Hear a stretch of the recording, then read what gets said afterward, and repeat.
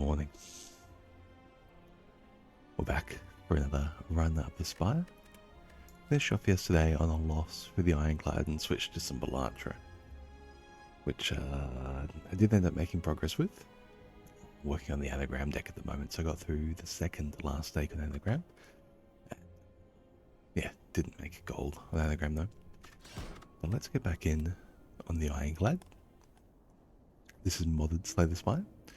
We have some vanilla biomes active from the Spire Biomes mod. The more vanilla of the ones I've kept. A lot of the ones that like change the enemies that you fight or add weird mechanics that are quite cheesy or gaming mechanics have been removed. So things like the storm and the ambush and the mirror I've kept.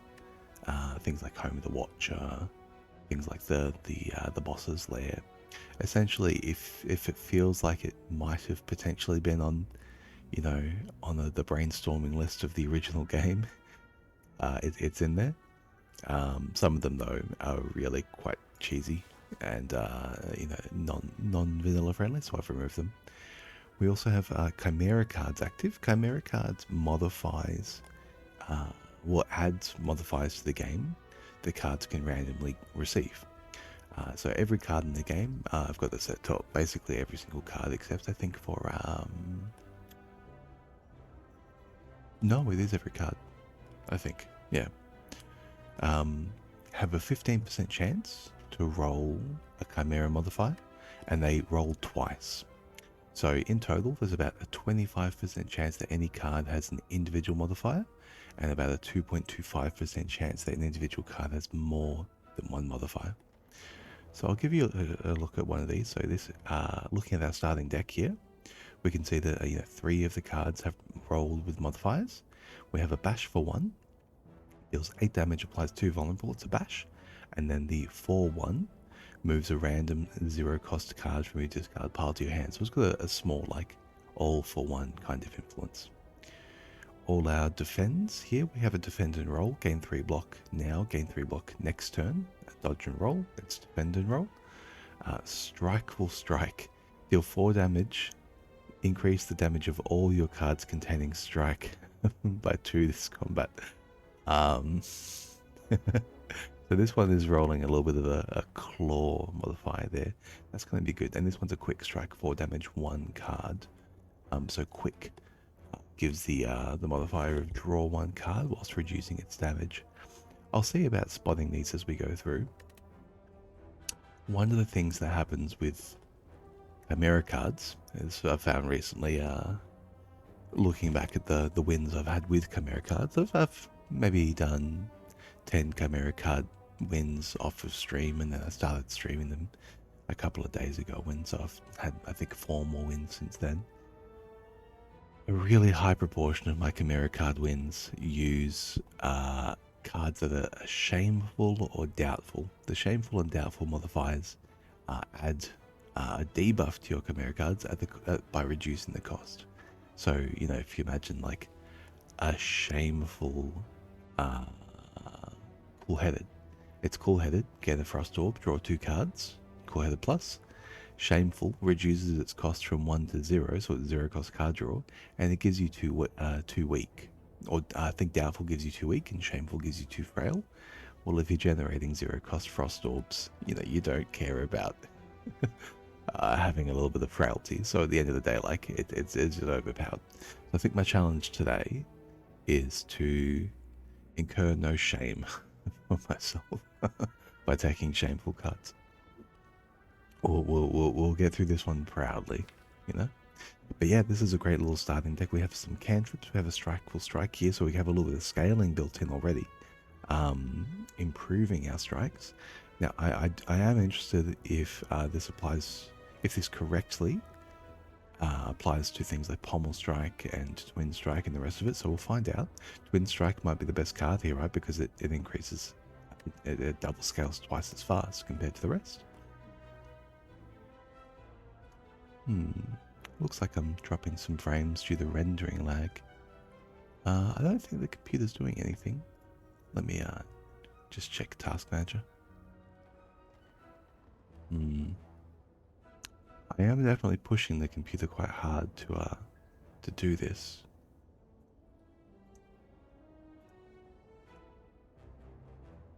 Oh, it looks like another login was left. That's taking up some resources. I've signed out the other user. Excuse me. I've signed out the other user, and we shouldn't have too much more frame dropping due to rendering lag. That was, yeah, it reached 5% early there. Well, let's see what Neow has to offer, and let's see what's actually on the map. So we have an upgraded card, 100 gold, one starter card for 14 max HP. That's quite a lot of max HP, but it doesn't really matter early in the game, right? An upgrade could just be better. Or 100 gold looks quite good here as well. Where are the shops? The shops are late in the act. So maybe it wouldn't actually help us through maybe like ambushed here and ambushing elite with 2 campfires. That's a good way to get very strong. Ambushed, it's a highly difficult fight. You are surrounded like in a spear and shield fight. Double gold and immediate card draw options. So if I take gold from the shop and I can't use it here, I can get more gold and then take that more gold to the shop. But like, well, if I just die here, it doesn't matter how much gold I have, right? So maybe an upgrade's better for that. Or we have a boss swap. And this one starter card for 14 max HP, that is a modded edition, more Neow starting bonuses. It just increases the size of the pool and the kinds of options that Neow can give you. Lastly, we also have RNG Fix active. RNG Fix is the only other one that will change gameplay. Although, you know, it's random seed, so you probably won't know this. But I think this is probably an upgrade. And we look to get strong enough to go through here. Storm is good for this. We can take 4 combats here, 5 combats, get some potions, and try and get 4 Storm cards. Storm is a tough zone. There is like thunder being struck every turn, similar to the Defects Thunder. It deals damage to a random enemy. So it could be it could be the boss. And like yesterday when I went through the Storm Act, I think I got 6 lightning strikes in a row on my head or something like that. So, you know, it's not always obvious. But let's take an upgrade maybe on this Strikeful Strike. That is quite a lot more damage. Bashful 1. Yeah, I think this is quite a lot more damage and also scales the rest of the damage. It's kind of like a small...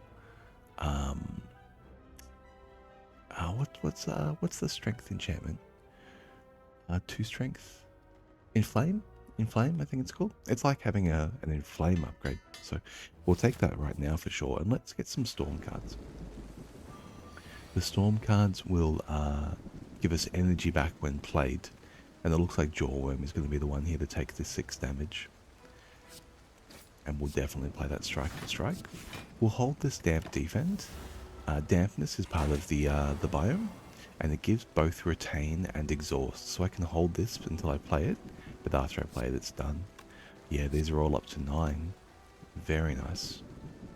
I might like to block the lightning here. And... yeah, these strikes are all 9. Incredible. I might like to block the lightning here and apply... We do have a quick strike on top. And apply the Vuln. We'll take 1. But hopefully it means that we can get the kill this turn. So you're coming through for 15, which is very, very good. Then we also have this strike for 10. That'll be up to 15 as well, because it'll be +3. I think this is it.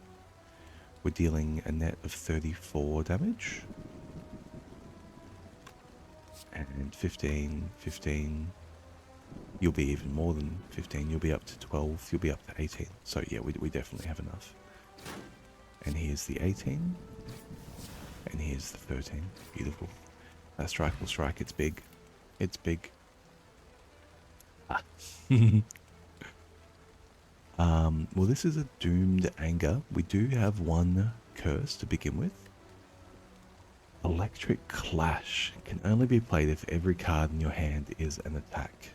Deal 14 damage. Gain an energy back, though. This is what that says. It gives you an energy back. So if you can play this Clash, You can go a little bit harder. It's a 0 cost by itself. We do have an Ascender's Bane in the deck though. Ascender's Bane, of course, is always going to conflict with the Clash. Doomed Anger though, 6 damage, add a copy of this card to your discard pile, 3 additional damage for each curse in your deck. And we do, as mentioned, have the Ascender's Bane. Could feasibly pick up other curses down the way. It's not a strike though. Maybe the thing I want to do is remove defends and add cards that say strike on them. I have a lot of damage already, as we see, just from this one upgrade, so maybe I don't need this Doomed Anger. This is a strike plus already, though, by virtue of being Ascender's Baned.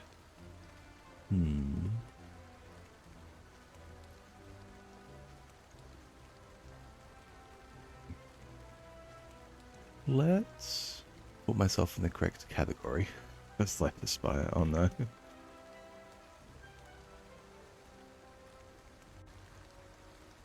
There we go. Beautiful. A Doomed Anger versus committing harder to my strike, full strike. Maybe I don't need any more damage. No, 0 cost is strong. I think I do take the Doomed Anger. And as the game goes on, I think we just realize that we don't necessarily need to play it too often. Are we able to get a kill here? No, I mean, I'm just taking a lot of damage here, unfortunately. We're going to block what we can. This is take 13 with the Conduit Dome. Yeah. There is a lot of capacity to take damage throughout here. 7. Damp Strike. Let's hold. Well, Bash for 1 brings back the Doomed Anger, actually. I didn't even think about that. So that's 8. Down to 15. I think we have the kill with the... Yeah, with the Doomed Anger. That's an additional 13. I hadn't actually... Oh, how am I getting Flex Potion? And we're getting Electric Flex. Oh, insane. Blasphemous Warcry. Blasphemous is probably my favorite modifier. It increases the card values by 400%, but you die next turn. That's incredible. Draw 10 cards. But you die. Look, a Blasphemous Warcry could actually be good. But I'll take this Electric Flex. It's energy, and it's scaling for the damage in our hand. And we do want to play the Defend here again. For our Conduit. Always just have to double check if you're taking that damage from Conduit. Yeah, we are doing it again. Well, let's play... I do get to hold this Suspenseful Strike, actually, so maybe I don't need to play it right now. I don't really want to play Quick Strike, though, so let's play that through. And we'll take 2 over the top, unfortunately. But we should be able to get the kill here with this Electric Flex. Yes, beautiful. This is going to give us energy back as well. For 11. For 11. And for 9. Very nice. Shockwave. Regular Warcry. Shockwave looks good here. Apply some weak. And unfortunately we don't have any energy, but we do have this Electric Flex and this Doomed Anger. So we're going to get back some energy in some other ways as well. I think a Shockwave is good. Now a Thief. The Thief is being conduited, thankfully. I think we do want to play this Flex, so we can play all 4 of these 4 energy worth of cards. Yeah, having an energy back is really very strong. Okay, we do get to block a bit further if we want to. Yeah, we'll just double block here. We won't have the energy, but for this damage bash one, this can get back the Flex right now. And interestingly, he's taking the damage again. This could Shockwave, weaken him down to 8 and just defend. This could bend and roll and defend and block 8 again, but they also get to play through the strike. So we'll buff our damage here, and we'll just play through this defense. And again, try to avoid taking too much damage off the top. Ooh, this one should be the kill, I think. We get to flex. We get to apply the Vuln. We get to Doomed Anger. No, we get to apply the Vuln. And then bring back the flex. And then Doomed Anger for 19. Wow. Okay. A block potion. Thank you. Carnage Cleave. A following Iron Wave. 5 block, 4 damage. If the last card played this combat was an attack. Gain an energy. Haven't seen any cards that say strike on them, unfortunately. It could just be a cleave here with our flex. Flex cleave shockwave. Feels pretty good. Yeah, we'll do that. And that will cover our AoE. Alright, a regular slaver. This is just my block potion, right? Unfortunately. I'll use a block potion for 7. I suppose I am quite high. What's my potion chances? 40, 50, 60, 70, 80, 90? 80, 70. So I get a 70% chance for a potion, sure. We'll take that.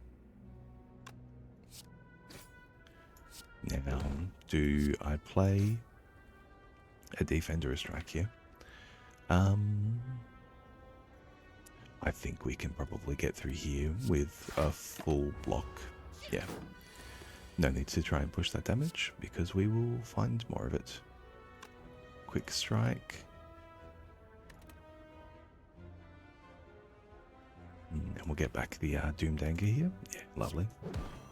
Getting back the Anger. It's not something I even thought about when picking up the Anger, but it's probably the strongest aspect of it. A doubtful clothesline. So, in accordance with my challenge, no doubtful, no shameful. This is a 1 cost that gives me weak and gives them 2 weak. That's probably quite good. Like, I might just take a shrug here though. Yeah, to go with the shockwave and to have just a little bit more output. And we're on full, so I'm just gonna upgrade. Maybe this flex, maybe the anger. Maybe the anger upgrade's quite good. Maybe a cleave. We have an elite fight here, and then we'll exit this way and try and get this elite as well. So maybe a cleave upgrade will be good for these 3 hallways. Let's say the flex upgrade is quite similar to a cleave upgrade, and I can replay it. That's what I'll do. Oh my lord. Well, I'm glad we have the flex.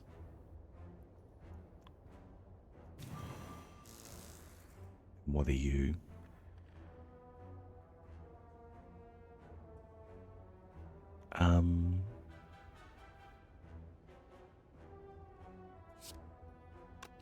Let's draw. Now we can play these defends against this louse, this combat, so I'm not desperate. 11.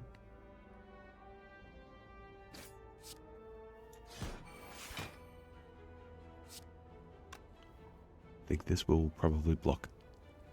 This will probably block 6 over 2 turns. I'll play it now. Yeah. I think it's more likely that we will take damage again next turn. Let's give ourselves 3. Okay. Came through okay, actually. Shockwave.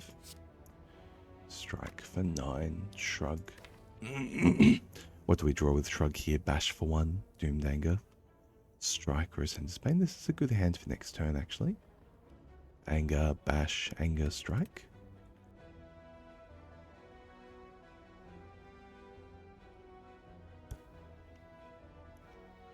So with that in mind, maybe we go for the kill. He will put weak on us this turn.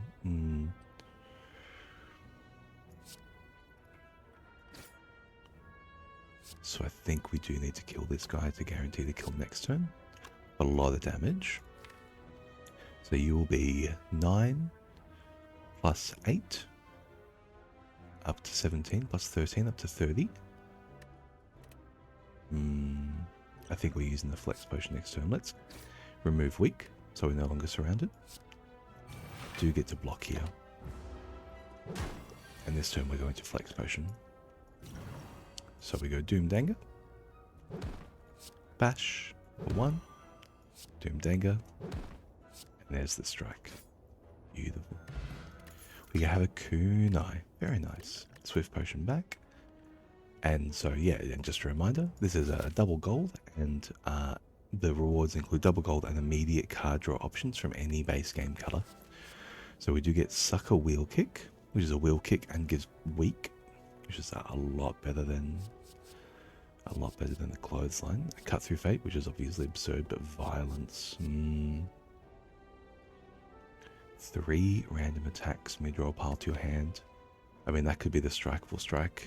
That could be the Doom Danger. Could be the Cleave as well. We have a lot of capacity for very, very strong violence. So, let's, especially with the kunai. 4's a bit much. Let's upgrade. This is just damage, yeah. Let's upgrade the Shockwave, maybe. No, we're fine with the Cleave upgrade for the hallway fights, and then we'll upgrade the Shockwave for the boss if, as we get closer to it. It probably won't be our upgrade though. There, we'll probably have another card. A Centennial Puzzle. Sure. Draw. And here, yeah, we're gonna go for a Shrug It Off, Defend and Roll. Nice. We get some energy back. So we also get to Cleave and Strike.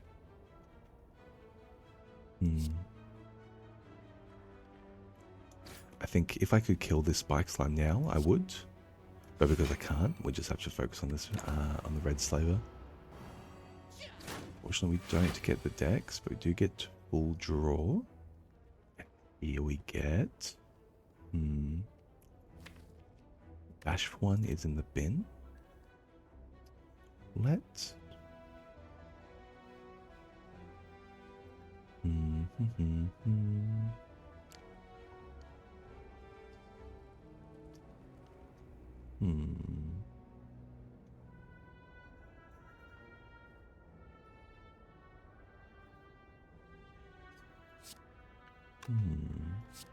Let's draw the Bash for 1.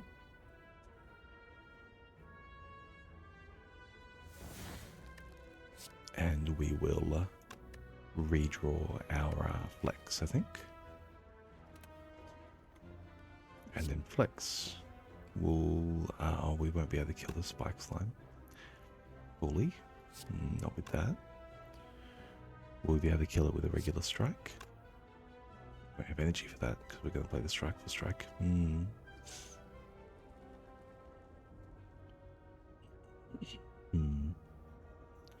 What if I just play 3 strikes? 7. Quick strike here.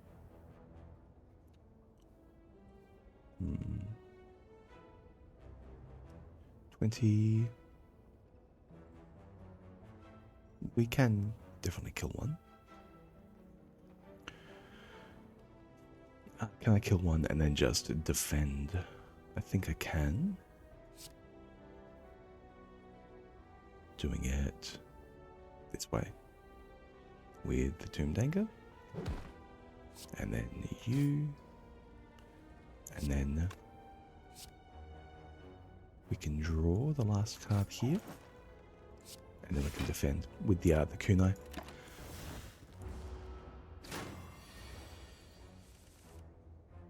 Maybe there was a way to eke out a bit more damage there, but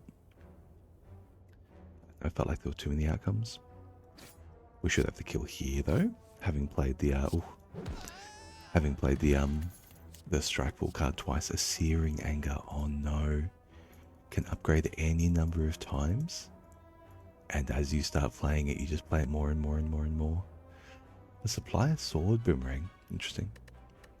It's a bit too late for the Searing Anger. I think I have already spent some other upgrades, and as good as it would be to have like an Anger that deals like 25 and just shuffles back into the deck. It's, yeah, there are lots of other ways to deal significantly more damage. I think it is just a shrug, and we just take cards that will go nicely with the kunai.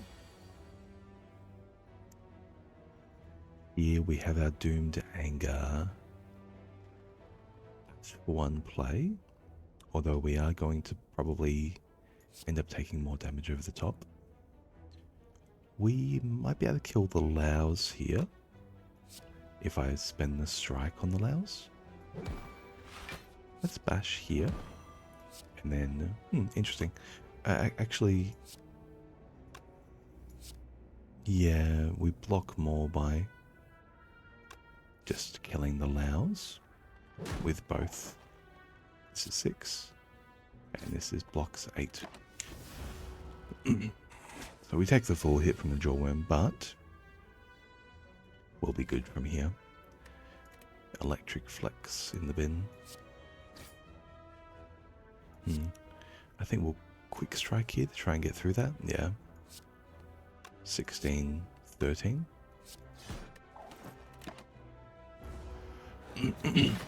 Hopefully there's a violence reader off the top. There's not, but there is a quick strike. We'll play the flex, that should be lethal. Yeah, beautiful. -6 for the fight. All things considered is totally fine. Cleave's Memento. So this one's, I think, quite an improvement on the regular cleave. Ethereal.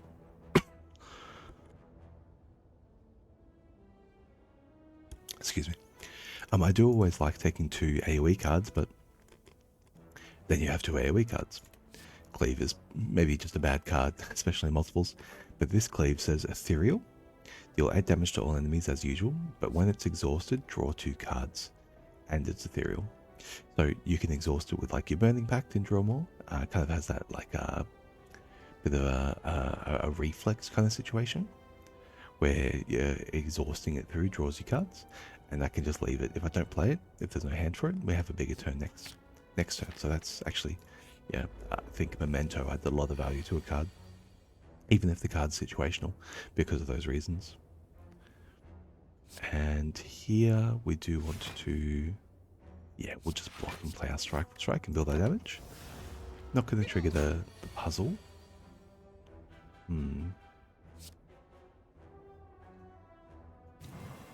What's this turn look like though? We got the flex and the cleaves memento. I think I do just want to play through the damage, and we have a lot of damage next turn for the kill.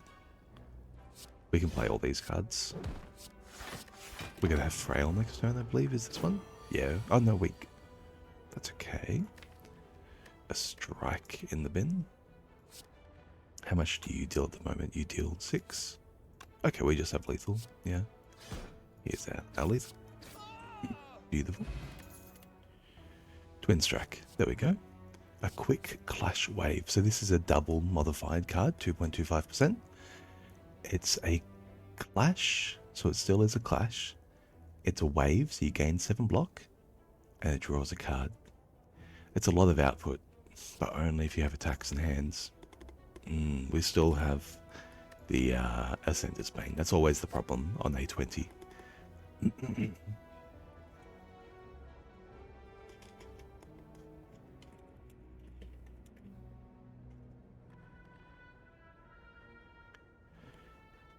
That's always the problem on A20 for Clash. Dual wield for the strikeable strike is quite interesting, I think. But I think I'll just take this twin strike. It's a very strong damage card, and it scales nicely with the strikeable strike. And this maybe is all the damage we need, the strikeable strike and the twin strike, to scale it. This isn't like a masterful strike where we want to take more cards like this. We probably just want to... We kind of already have like a rampage situation, but stronger, I think, because you have to draw the one rampage over and over. Your cards will do things. So from here, as strange as it seems, I am in a position where I can remove strikes. It's a big cleave. Yeah, maybe we just cleave and block what we can. If I can get a strength, if I can draw the flex, we can kill another one. But then maybe I can't full block if we don't draw that. I mean, I can't full block regardless, sorry. I can't maximally block if I play the quick strike and try and draw the flex. Yeah, look, we'll just cop it on the chin, I think. Here's a cleave. 3 lice. Doing their best. We shrug it off on top, not flex. So, here we go, this should be it though. 11. And a kill here. And we'll block. And we'll block. Yeah, a bit more damage there. Okay. Twin strike number 2. Maybe twin strike number 2 is good enough. Yeah. I can take another twin strike. And then remove all these other strikes. Drop kick. And what are you? You are a Slayer's Philosopher's Clothesline. Deal 9 damage. Apply 2 weak. All enemies gain 1 strength. So for like that's Philosophers. Gives out strength but at a reduce of cost. So there's a 1 cost. Deals double damage to the enemy with the lowest HP. Giving weak and strength together.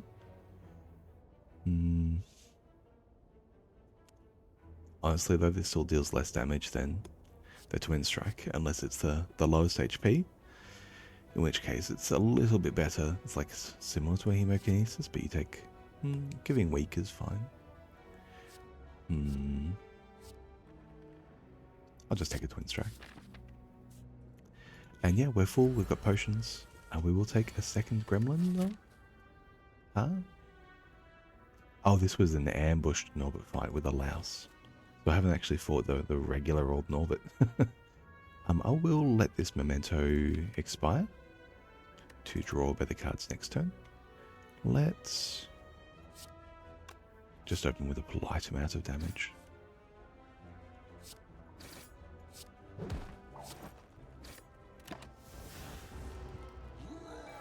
Nice. So here's our bash. Might be playing violence here.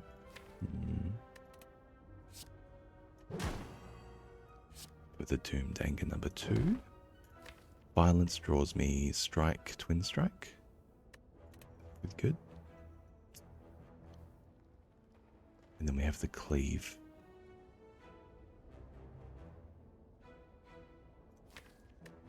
No, I can just play cleave here because I've already played the bash. We'll just take the hit. We won't give Norbit any more strength. And I will use the flex here. So we go strike, full strike. 16 damage by itself, and you are 18 damage twice. See, and that's why twin strike is there. Beautiful. Toxic egg. Great. A fire potion. I'll take a fire potion for the slime boss, I suppose. Better than attack potion. Arcade, feel no pain, regular clothesline.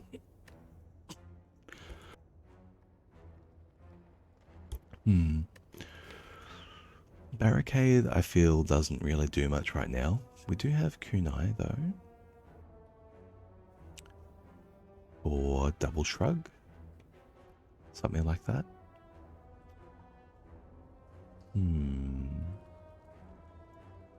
It is up against a feel no pain, which, you know, already has shockwave and violence and Descender's Bane to trigger it, but also slimed against the slime boss and, you know, all of our dazed against the chosen, and yeah, it's quite good to get through Act 2. We have a toxic egg now as well, so taking all of the skills and going corruption makes some sense as well. Barricade is a payoff for that, but feel no pain is how you achieve that payoff. So we get a rest. We get an upgrade here as well. Shockwave could still be a good upgrade here, but actually I think maybe the twin strike upgrade makes the most sense.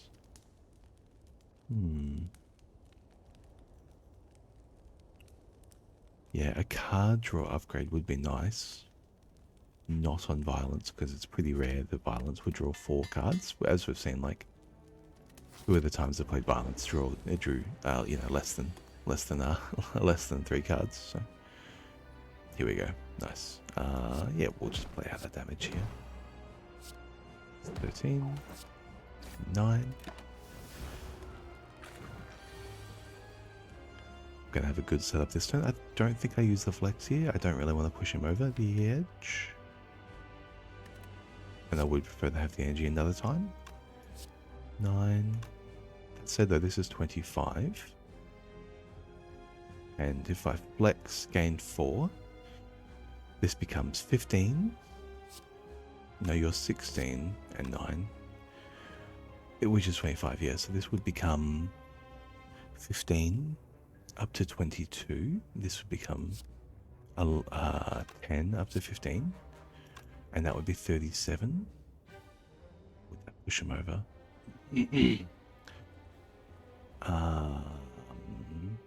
37. 111 minus 37 is 181. Yes, it would push him over. So we won't play the flex right now. We'll just look to draw our twin strikes and or strikeful strike for the kill here. Violence would be a really great pickup here. See violence? Yeah, we do see violence. Nice. So, oh, the one card.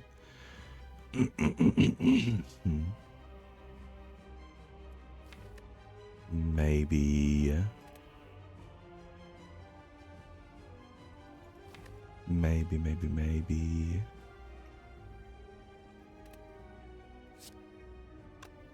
we use the fire potion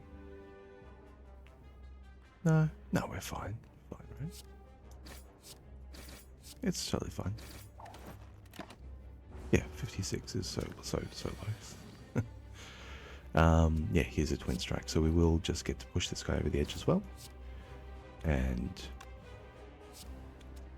oh, interesting. Did that not buff the twin strike?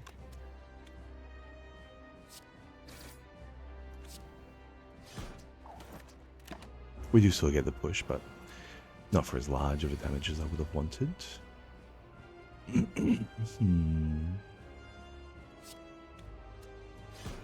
Let's not die here. Wow.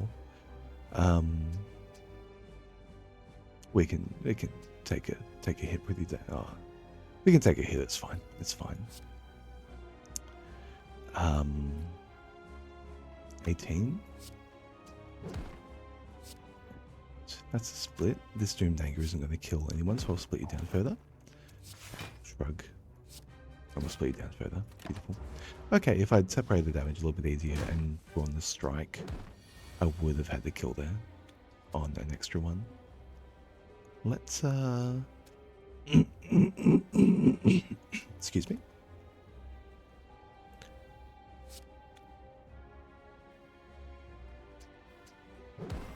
Mash for one to get back you.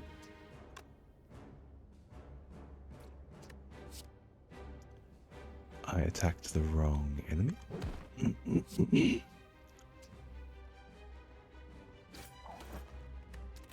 Because for whatever reason, I forgot that bash costs 2. There you go. It's a foolish mistake to make. We'll just play through the quick strike here. And shrug. Yeah, let's get rid of some of these bad cards. I don't think we're going to take any more damage here. We should be able to, find a kill. 6, 6, and the rest. Yeah, beautiful. Yeah, look, I kind of goofed my way through that. That's fine. That's why we've got all of the max HP. Impervious plus Reaper Berserk. I don't actually have any strength, so this Berserk is not... this Reaper is rather not necessarily that strong.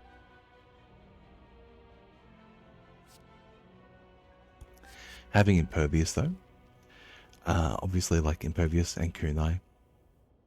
Kunai doesn't really benefit Impervious that much. It's like, a 41 block compared to 40.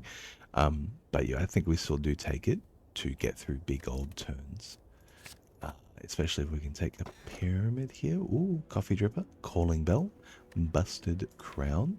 I'm not taking a crown with my toxic egg. Am I taking a coffee dripper or a calling bell? Hmm.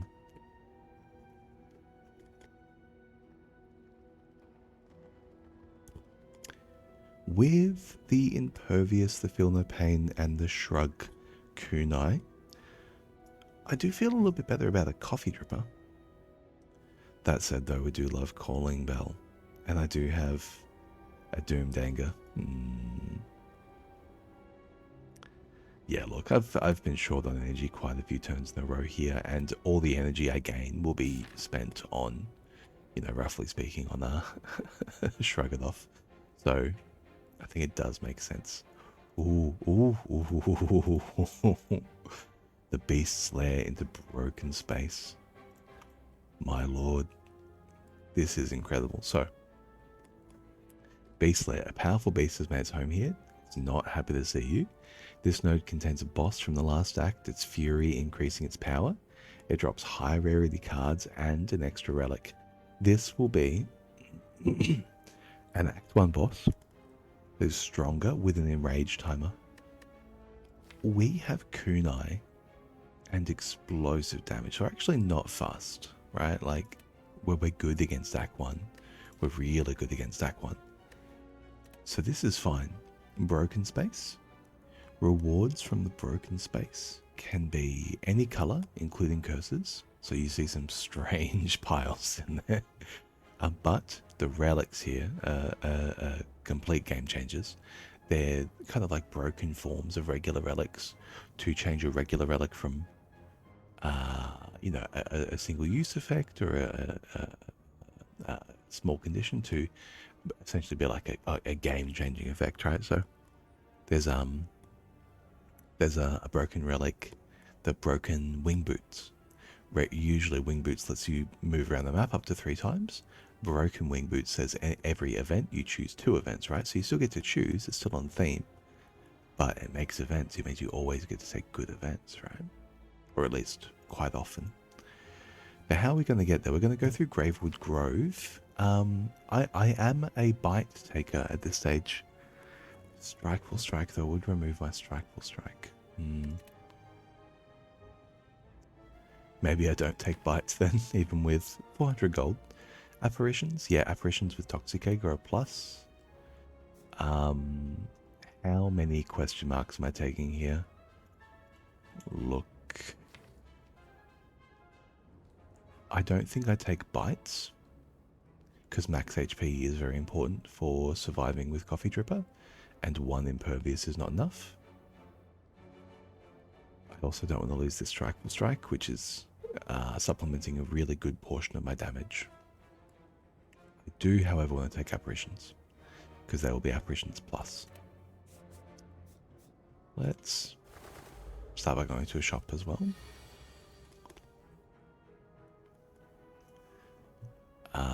I mean, incredible opener here, right? Let's Violence. We have a Cleave as well. Okay.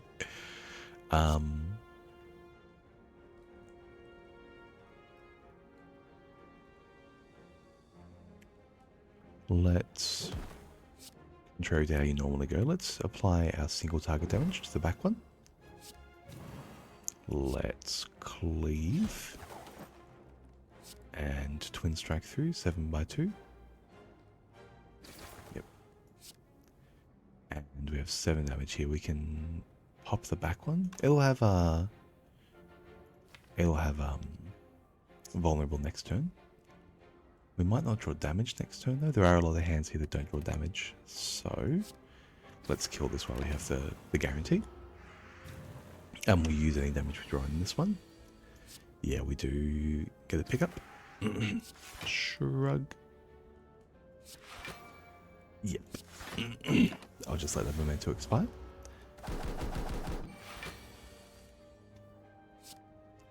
So what are you? You are 2 damage twice. 5 down to 2. And after this, you are 8 down to 4. Okay.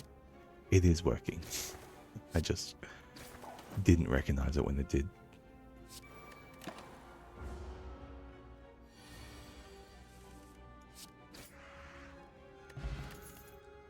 Armaments plus metallicized. Never soul. Armor plus. Armor plus the shockwave for the anger. It is good. I'm okay with kunai as well for it. Yeah, upgrading our attacks as we go through could be good. Upgrading our powers as well. I will be able to upgrade my powers with campfires. But at the same time, it is good to not be in a severe deficit all the time. I'll take that, sure. Now, the shop. Oh, we have a preserved insect. True Grit plus, Havoc plus. This is pretty absurd. I actually don't think this is apotheosis, right? with the armaments plus now. we have a coffee dripper. Like I'm not going to be short on upgrades. I can't do anything else with them. Do I buy a prayer wheel? I think not. I think maybe like the best thing prayer wheel can give me is True Grit, so maybe I just buy the True Grit. Purity plus Havoc for 0. Being able to exhaust the occasional card on top can be quite good. Let's check the deck, see if Havoc is suitable. Yeah, let's remove a basic strike. Let's buy the preserved insect. And let's buy these 2 cards.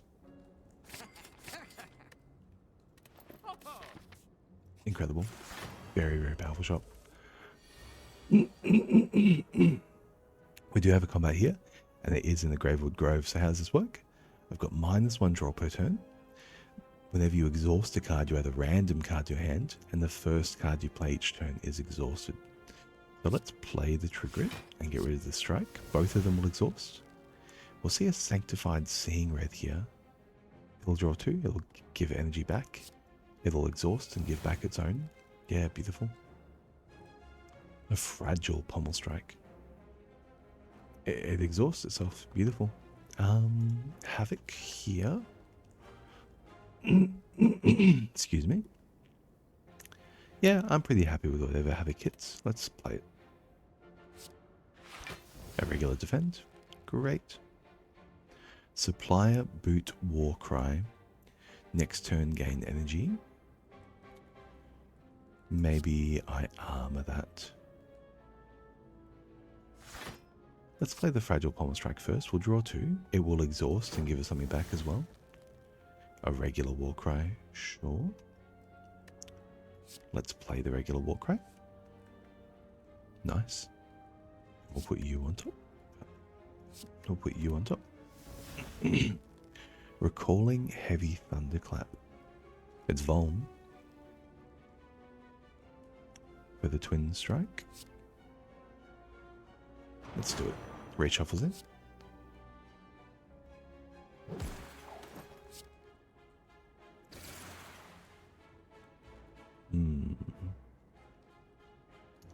Do I just play the defend and roll?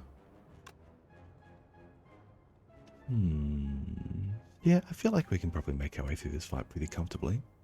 With effectively with a dead branch, right? Dead branch is very, very strong, and we can still trigger it quite a lot. So yeah, I'll just defend and roll here. We'll take the 6 for next turn as well. I mean, that's the second thing. He's still going to be attacking this turn, so having 6 ready to go is brilliant. What do I want to exhaust? Let's exhaust the flex in order to have it ready to go. 20. Let's play the shrug first, I suppose. Feel no pain.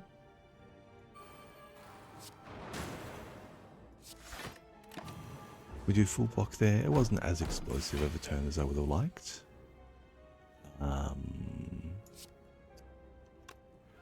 Yeah.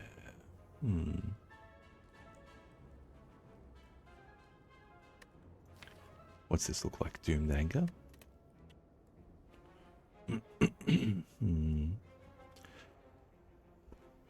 I think we're probably going to Shockwave here. I do have Feel No Pain down? Yeah, we do have Feel No Pain down. So let's make sure we're exhausting a new card. Let's play the Shockwave. Havoc? I'm still happy with Havoc. I think so, yeah. It would be nice to get this out. Yeah, let's Havoc. For a shrug, sure. Amazing. Dead Branch is just absurd at the end of the day, isn't it? You are 7 twice. A pure Dark Embrace. Let's, play through. We'll exhaust it this time. Metallicized. Nice. Is impervious. We have a Sender's Bane here. So Metallicized does full block. Beautiful. Cleave. Oh, it's a Feel No Pain regular, not a plus. Okay, that's what happened there. Let's just Twin Strike to death. Beautiful. Gold. Shrug off plus. Armaments Mark II plus. So increases the card's effect by 20%. Okay, so it's just a 5 block to 6 block. It's okay. I'll survive. I'll just take a shrug off here, I think. Explosive Potion, we're fine. Another shop. That's a shame. I can't afford card removal.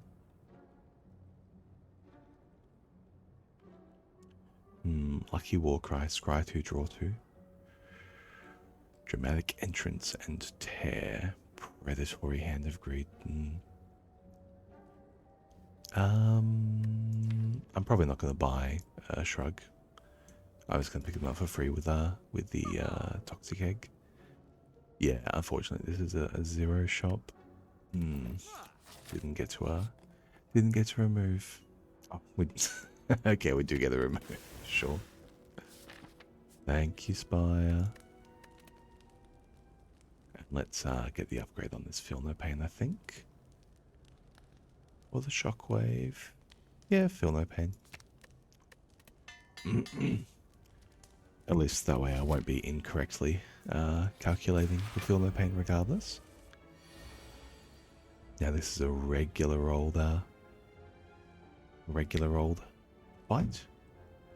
We can exhaust this Memento to draw 2 cards now. That might be the way. I do want to see a Shrug here, I think. Oh, Feel No Pain. That's 4 with the Ascensor's Bane.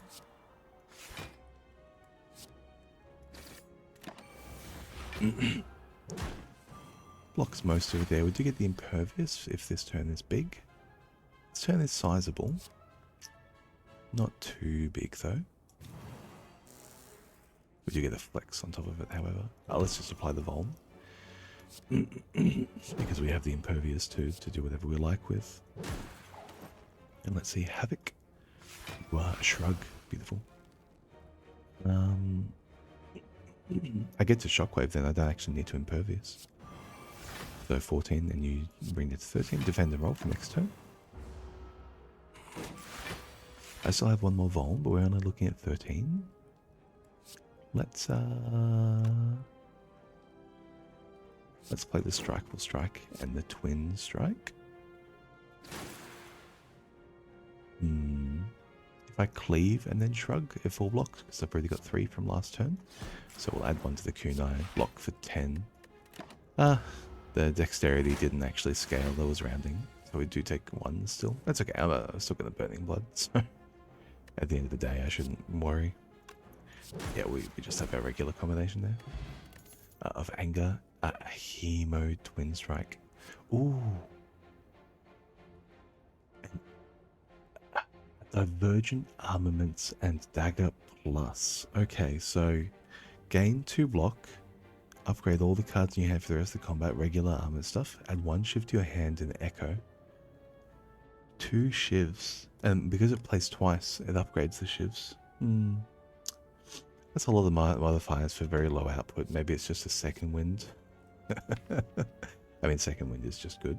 Yeah, I'll take a second wind. Sure, second wind plus. Beastler. Here we go. So we do have the Guardian. He has 2 artifacts and Fury, 10 Fury. So at the end of its turn, gains 10% damage for the rest of the combat. So we will need to Be blocking this fella. I think I need to set up an explosive turn next turn. We're just going to remove this defend, and we're going to let the Cleave's Memento expire here for more card draw. 39. That's a shame. Can I block? Armaments, shrug it off. Shockwave is quite a bit.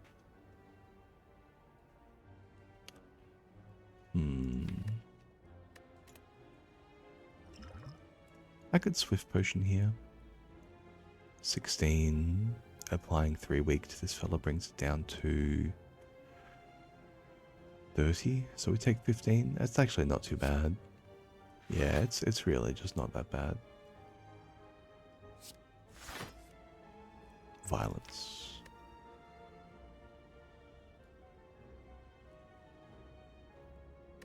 Can violence get me through here? I do need to deal 38 damage.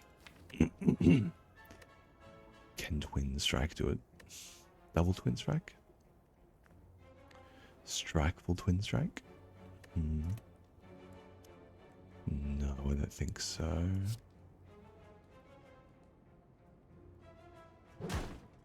We'll hope to draw violence another day.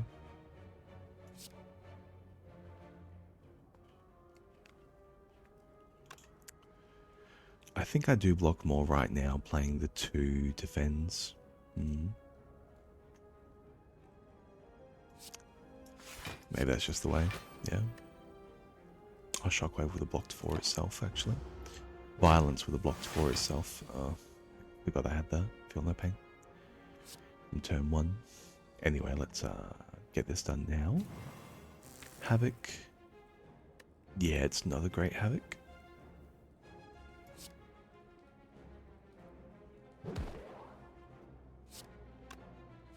We'll play the Strikeful Strike as often as we can.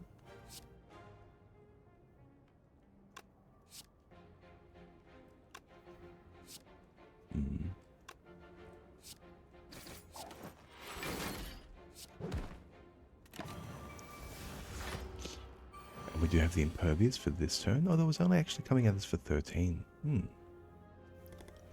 Not too bad. Let's put the True Grit. Actually, I don't want to Shrug here on account of wanting Impervious to be back in the deck. Okay, so I play nothing. I don't want to reshuffle without it.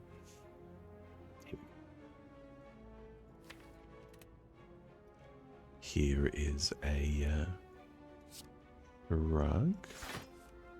Into Shrug. Okay, great. Into Shockwave. I was talking about Shockwave earlier, but actually, like, he had two artifacts, which just wasn't going to do it. So, is this a Havoc? This is a pretty good Havoc, I think. Let's strike. Havoc. Beautiful.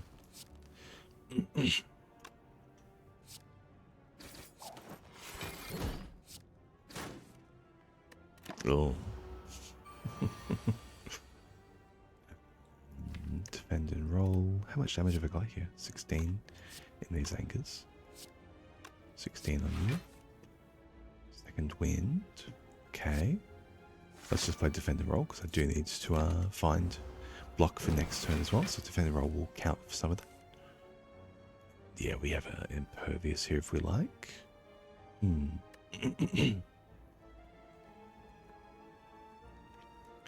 13 by 2. 26. 26 is pretty chill, actually. I already have it, right? Yeah, we're fine. Do I take some Thorns to play the bash? 29. Looking at 26. Okay, yeah. I'll take one to apply the bash.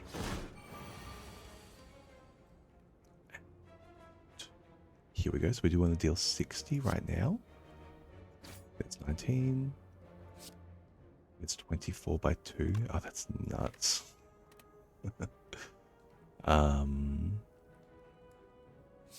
Let's play the Shrug to draw. Okay, we do draw Havoc. Is it a good Havoc? Yeah, it's a good Havoc. It's a really good Havoc, I think. Anger. Anger. Then we have the full kit here. Okay, we do want to try and get the kill now because the Guardian is getting pretty close to, you know, dealing double damage. We do get it with Flex Strike here. Beautiful. Through the Thorns. A fruit juice. A rose and egg. Oh no, and a paper frog. Oh, this is pretty silly.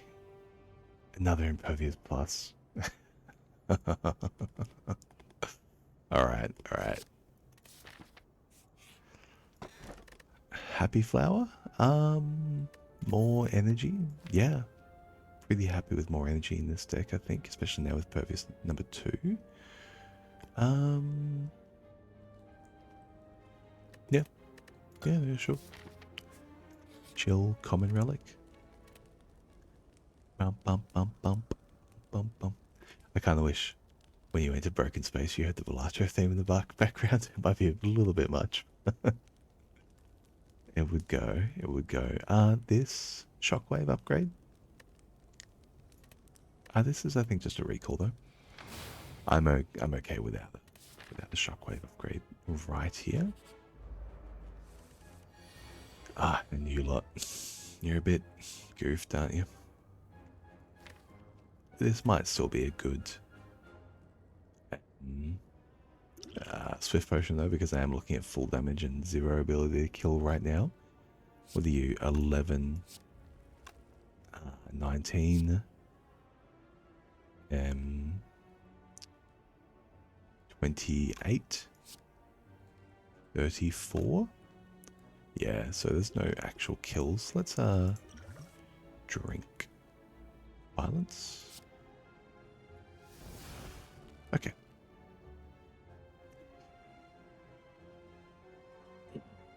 So let's navigate our way through this. We do have Strike, Full Strike, which will bring the twin strikes up to 20. Doomed and Strikeful here is 16. So first things first, we can... Well, the Cleaves is still our best damage. Although the twin strikes will actually provide us with block. So let's maybe take that approach.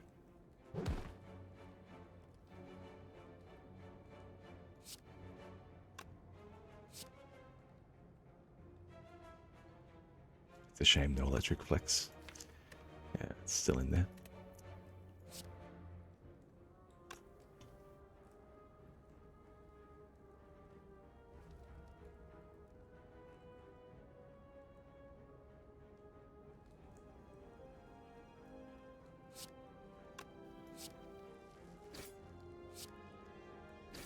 There's a kill on the back.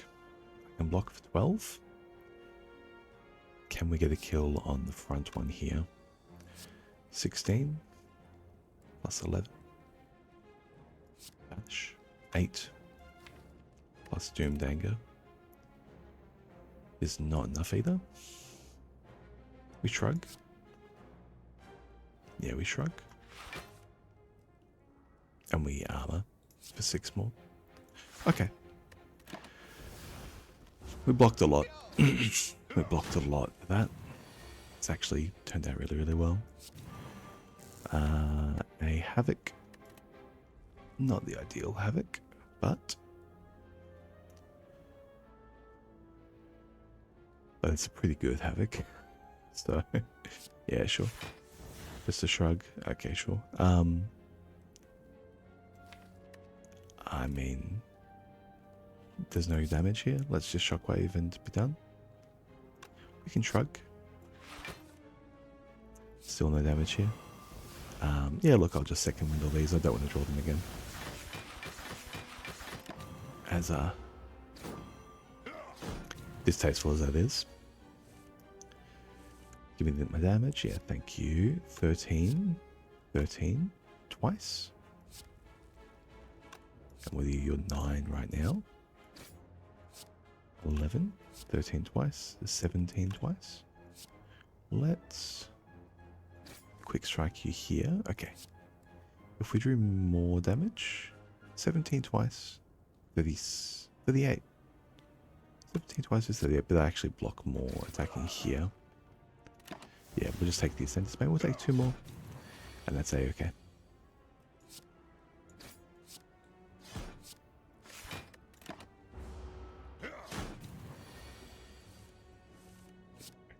Now, we get the Broken Omamori. Add 2 curses to your deck. Whenever you rest, upgrade 2 random cards in your deck. Ah, that's a shame. I already have the Coffee Dripper, so Broken Omamori, you know, stacks on the pillow, stacks on the Dream Catcher. Makes resting quite good. We have the Horde Plus. Innate, at the start of your turn, add a random Gremlin card into your hand.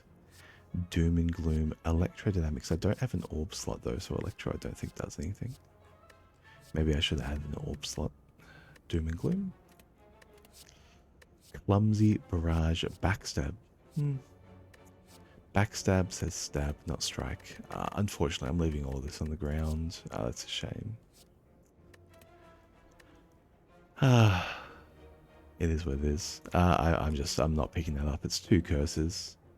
If I had Darkstone Periapt, if I had taken the Bell instead of the Coffee Dripper, if I had another card that said, you know, Doomed, I'll love this. But yeah, unfortunately, it's just on the ground. What are you, Snake Plant? Alright.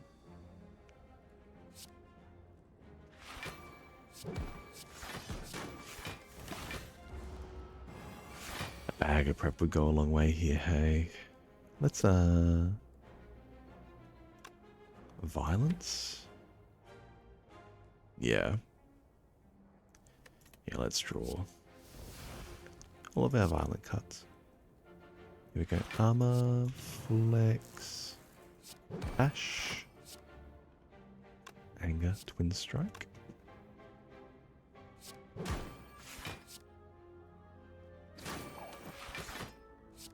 17, 19.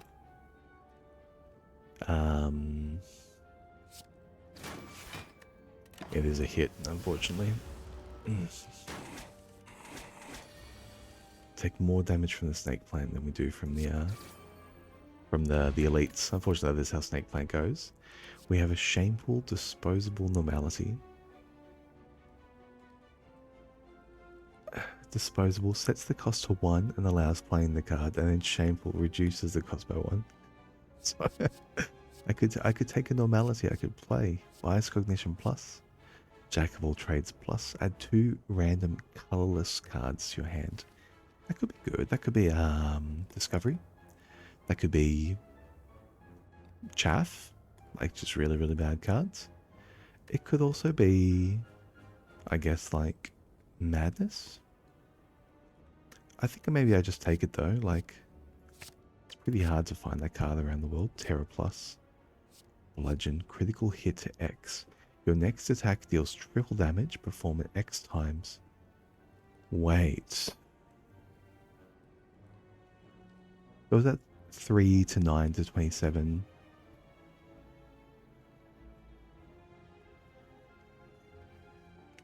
Ooh. Could we play Critical Hit X and immediately play Anger? I do want to try this out. Even if we play it for 0 in most occasions. I do want to try it out. And here we go. We do get to armor here.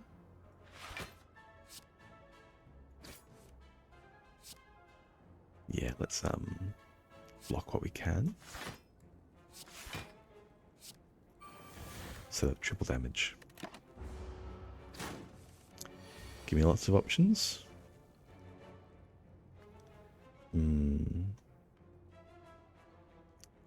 Let's... Violence? Twin Strike. Okay, there is Twin Strike there. Let's Shockwave. You are going to be 36 damage twice. Is that right?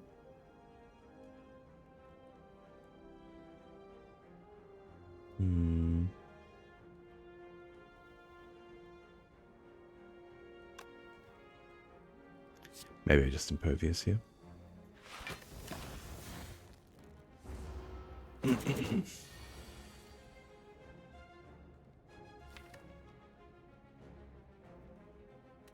It's good Havoc.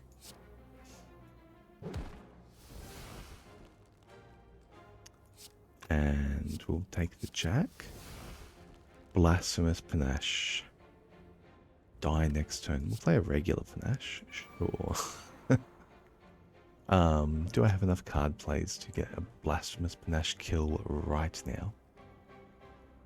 The answer is no. So I will exhaust that. Incidentally. 7 for each of these, sure.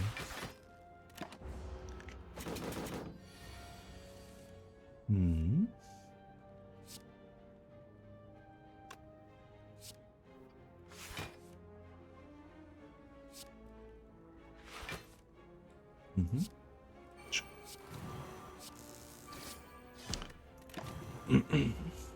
I mean, we're kind of just messing with the book of stabbing at this stage, but yeah, it would have been nice to have had an anger with that card.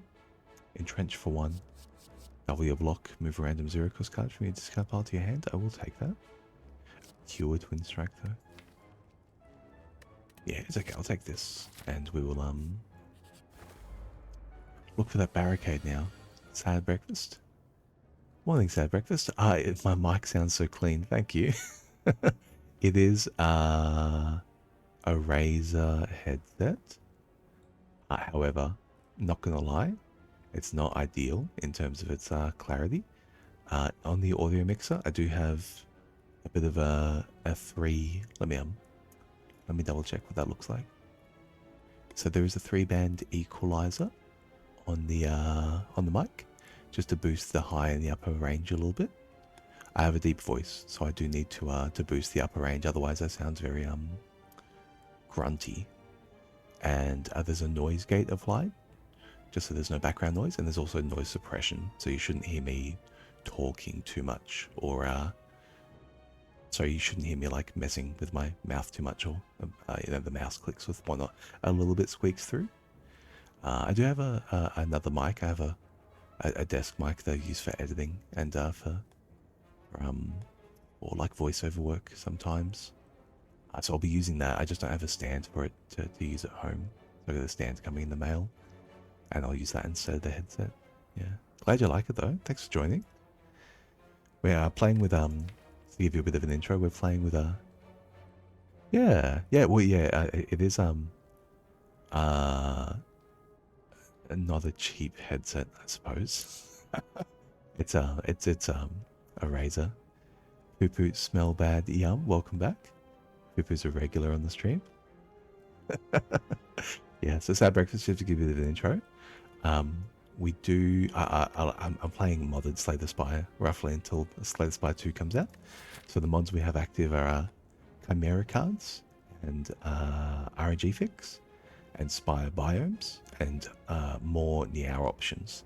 So you don't really see more Neow options at this stage, but it just makes the starting choice a little bit spicier. The way Spire Biomes work is on the map, it creates these areas where like there's a separate rule in play. I've removed most of them, so just playing with the ones that are the most vanilla. I don't like, some of them are pretty crazy, you know, they're like Candyland or Santa's Sleigh, and you know, there'll be like Magic the Gathering cards come in and fight you. So I've turned all those off. But Broken Space, we just went through the Broken Space to get some strange relics. Took on the Beast's Lair. This is like a super Act 1 elite, a super Act 1 boss for double relics. And this one is Gravewood Grove, which is a nice little zone where you can see if your deck would be good with yeah, Chimera Cards. Exactly, yeah. It adds a lot of nice flexibility to your base cards. I play with them all. In this run, we've had a full strike at the start, so this increases all the strike cards by 3 damage, like with a strike dummy. So that was my first upgrade. I upgraded it really early, and we picked up a couple of twin strikes, and then found a Feel No Pain and an Impervious on the way out of Act 1. I ended up taking a Coffee Dripper because we had the Kunai and double Shrug It Off with an Impervious on the way out of Act 1. So the Coffee Dripper felt very, very safe. And since then, just toying around a little bit here, I picked up this Critical Strike X from the Broken space, upgraded with the Toxic Egg. It says it is Chimera to X, so I thought maybe, oh, well, triple damage. If I apply that 3 times or 4 times, maybe I'll get more multipliers. I do have an Anger here, a Doomed Anger. I do have a 0 cost, so I'm trying to draw those both together so I can see if it deals like 27 times damage. What are we looking at here though? We've got a Flex Opener, but no real attacks. This is an Electric Flex though, so I will still play it for the extra energy. And yeah, we'll just play through the bash and Shockwave here. Unfortunately, my deck is getting a little bit clunky on turn 1 right now. It's possible that I will have a bad turn 1 going forward. Do I play Shrug here? I would like to draw an attack to play with 5 energy. Sure. Okay. Yeah, we'll play the second wind instead of the Impervious. 29. They're full blocks. I don't need to see those 3 again. Yeah, so the Chimera cards, they're set for 2 rolls with 15% base chance. So the way that comes out is a 15% chance, a 25% chance for a card to have 1 Chimera card, and 2.25% chance for a card to have 2 Chimeras. I'm also trying to challenge myself today. I'm not taking any shameful cards, and I'm not taking any doubtful cards. And maybe Philosophers and and Runic, maybe I'll let myself off the hook for those. But these are the cards that reduce the cost of the card by 1. And so many of my runs lately, I've just been like, oh, you know, shameful, cool-headed plus the 0 cost card draw, and just gone infinite with that. It's you know, it's just a bit of a cheesy way. It's in the name, right? It's shameful. So I'm going to do my best today to avoid those. We can't actually get the bird down here with 3 hits. But I think I'm just going to keep focusing on the Chosen and block what we can. Unfortunately, we do take a hit over the top here. Could have been a good block potion. This is probably the better block potion. How's Havoc looking right now? Havoc could just hit Dazed, which could be pretty crap. Let's Havoc before Violence. We do hit a strike, okay. And we Violence up our Cleave. So for here, we want to... Oh, let's Jack as well. Do we have Dark Shackles? Cool, okay. Well, Dark Shackles will solve the turn. We can just play that there. Okay. And now we can focus all our damage on the Chosen. Strike will strike for the buff. Quick strike. And then the Cleave will finish it off. And we'll let this one Memento. I'll just play the Critical Strike X here and Memento that one.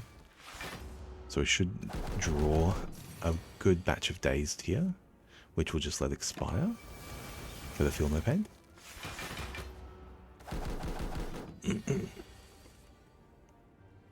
More of the same. And okay, we do get to use the triple damage there.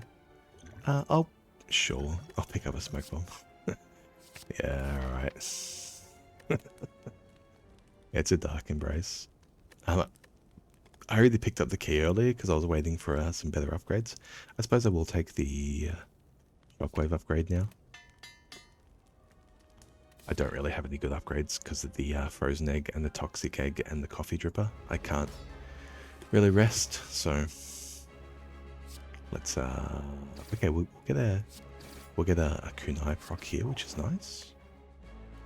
We'll let Impervious reshuffle. I would be interested in drawing it again. Very nice. And we have here a Shockwave Bash turn. We'll upgrade the Bash as well as we go through. Unfortunately, there's still some hits.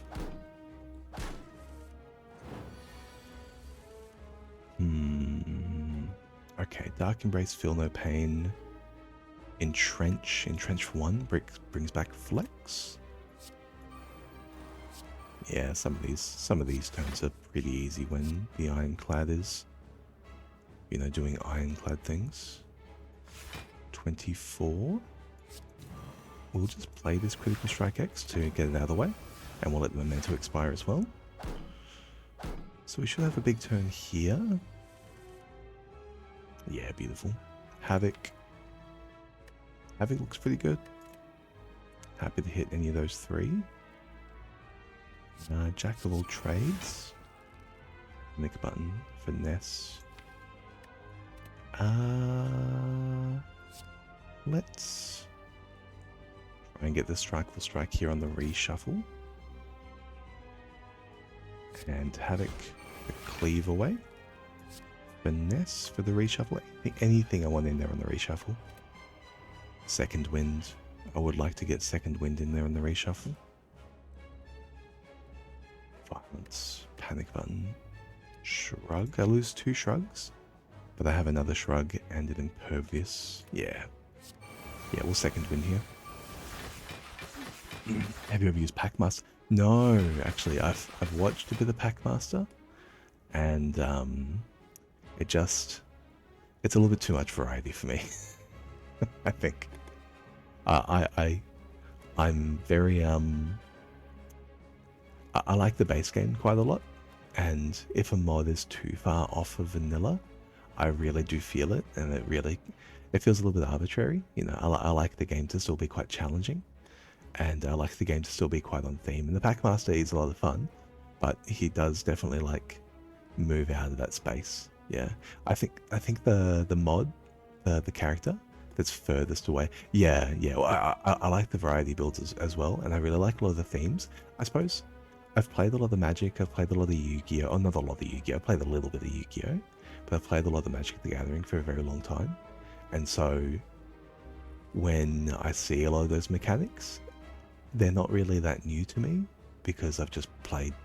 Like I played Magic for 20 years, right? Like I've played stacks, I've played combo decks, Dragon Storm decks, Storm, 2-card combos, mid-range aggro, all over the shop, and so like a lot of those mechanics don't really excite me that much.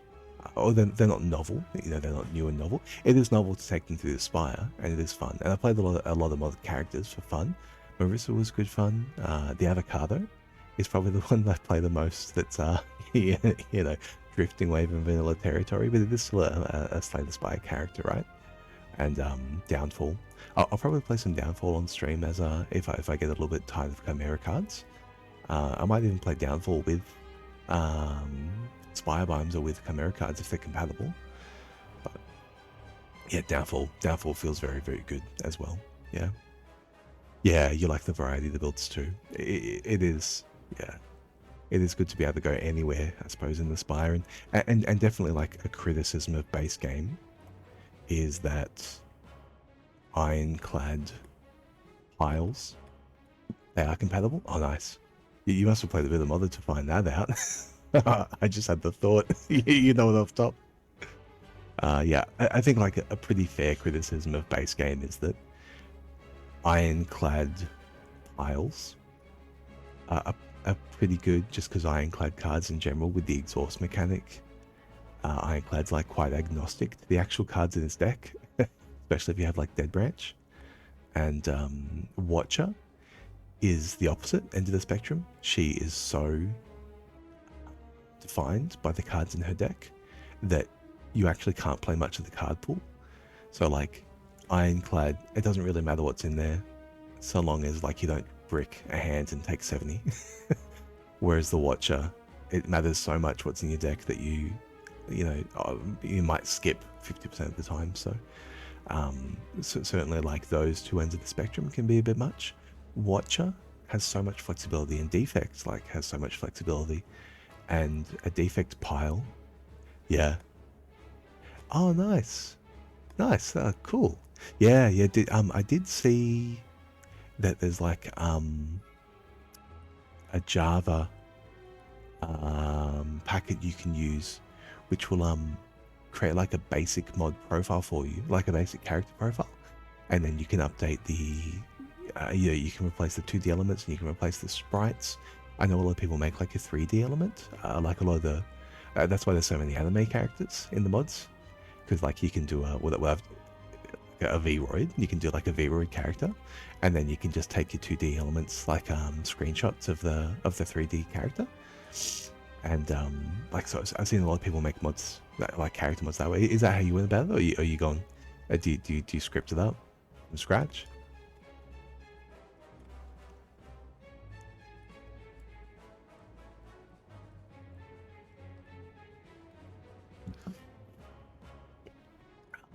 We've got here. This bash for 1 is going to get back nothing right now because we have no zeros. We do have the Doomed Anger though, and it is for 15. Twin Strikes for 17. We can buff that as well. Yeah, we got a lot of damage here. We already have 92 block as well. Oh yeah, I just played the... I forgot what I was doing. We just played the second wind. Forgot what I was saying. Yeah. Oh, nice. Yeah, beautiful.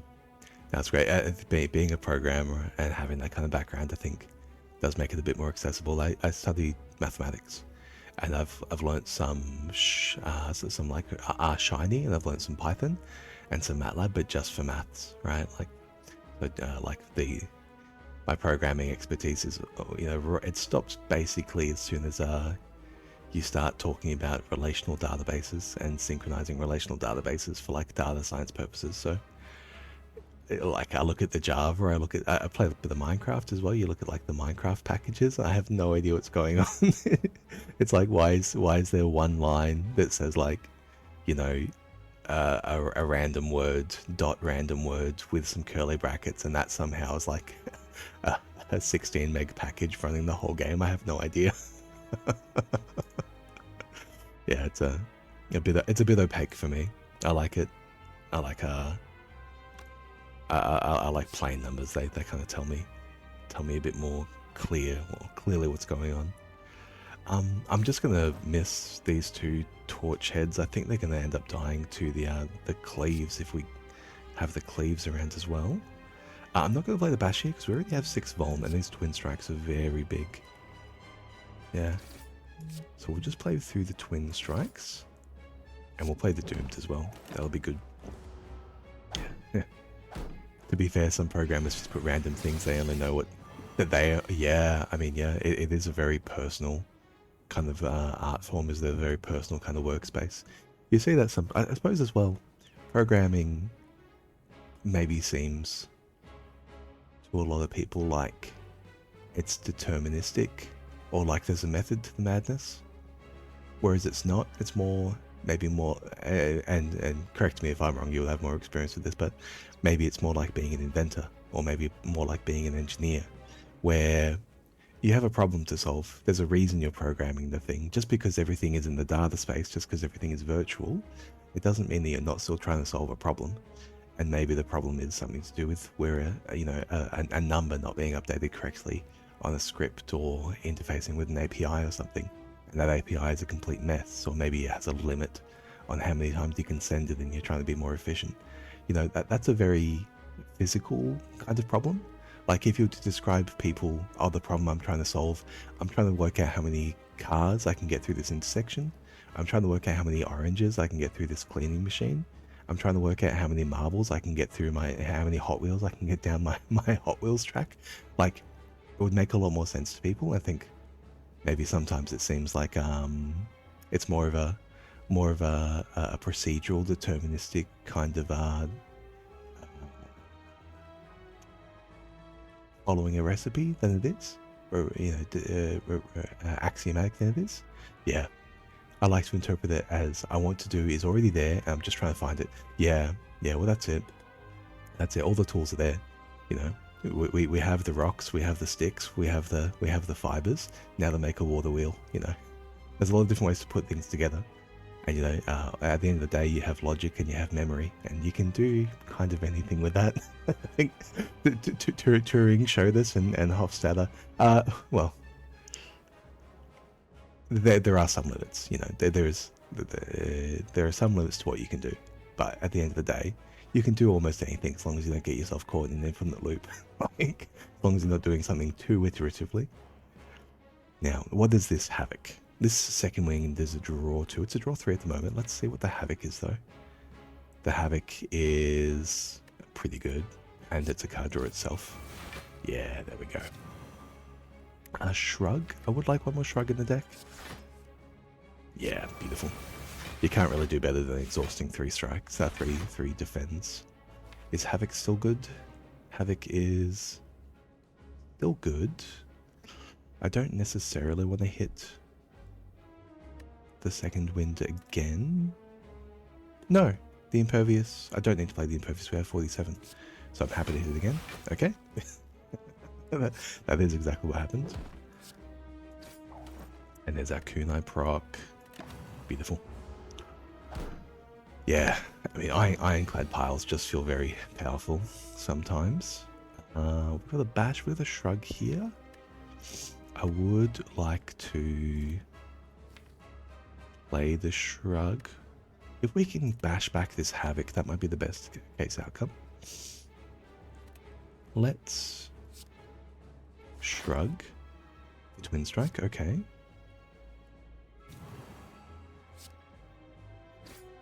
We just have lethal with that. I probably should have used the potion along the way. Yeah, we do get replacement potion. Brutality plus does make my starting hand worse. My starting hand's already really bad. Unless I draw Jack of all trades, and even then it's pretty rough. Let's Exhume. Exhume takes Impervious most of the time. I can just take another Impervious. I think taking a third Impervious does make out the likelihood of us dying on any random turn much lower. So that's the way. I'm feeling good about 4 energy with Happy Flower and with Lantern as well, so don't need to take a Runic Dome here. I also wouldn't want to ruin the viewer experience, so Runic Dome's kind of hard to watch. Runic Cube versus Runic Pyramid. Oh, this is 3 Runics. We hit the hat trick. There used to be another Runic artifact in the game, so you were a little bit more likely to see 3 Runics, but at the moment I think this is all 3. Runic Cube, Runic Pyramid, Runic Dome. Yeah, there you go.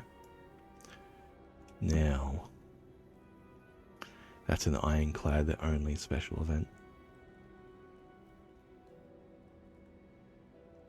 Pyramid versus Cube. We have no pain. We have no hemo. We do already have Centennial Puzzle, which is kind of like having the best part of a Runic Cube already. Yeah, look, I've done a lot of rationalization lately to try and get myself to take anything but Runic Pyramid, but it's just going to be Pyramid again, sorry. Oh, very nice. We start off with Humility here. We do need to take the key from the chest, so let's not forget that. Golden Curse. The corruption of greed has manifested here. Combats will drop more rewards, but they cost gold to claim. Gold rewards will not drop. So we have Elite here through the back. We have Elite here as well. Act 3 with my setup. Act 3 events and fights. I mean, card rewards are good. Corruption is obviously good. More Dark Embrace, more Feel No Pain is obviously good. Bag of Prep would be good. A boot card draw effect. Boot Burning Pact. If we can find a boot card, that would be ideal.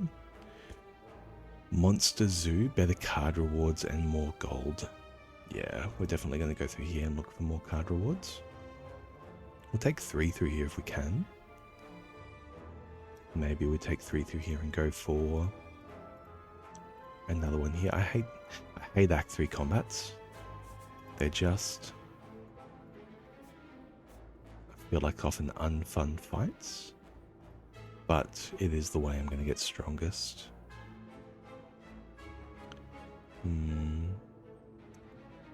Golden Curse. I think I am okay taking Golden Curse, given that it will give me more options. And I would happily buy the right cards, right? Like, at this stage. Maybe go through this way instead for more elites and more combats. Yeah, something like that. It's a very combat-heavy act. I do want to see a lot of cards, though. You don't like fighting someone that can become intangible? I mean, that's not the hard part of the Nemesis. I actually don't mind that part. Because it takes my hands off the wheel, right? Like, I'm like, oh, well, I don't have to deal with too much damage this turn. Let me just find a way to block. I like it when the decision's made for me. The hard part is the spikers and having to do the calculation. It's just like, it gets me every time. We have Kill with 14. What do you? So actually, that's a 16 after buff. 16 plus 7 for 23, and Doomed Anger for 9 for 32. So we have Exaxes here. We'll take Exaxes and full block and generate some block for next turn. When did I get an Unceasing Top? Oh, Humility. So Humility. Enemies are buffed in new and dangerous ways, but upon entering, you get a random rare relic. So that was the rare relic that we got. Thankfully, Unceasing Top plus Runic Pyramid is an excellent combo. Especially the Ironclad that doesn't really do passive damage. Yeah. Karen's Ashes can get you through there. And I suppose as well, the Leather Opener can get you through there pretty quickly. The Leather Opener and Karen's Ashes both deal passive damage as you're exhausting through your skills. And that can definitely make, like, if you're infinite, it can definitely make the intangible a lot more tolerable. But yeah, I think I just click next turn and go again next turn, because I always have Pyramid, because I don't take anything but Pyramid. So like the hand is still there in high quality. Yeah, let's oh, beautiful. Yeah, we'll Purity, Defend, and the Bomb here.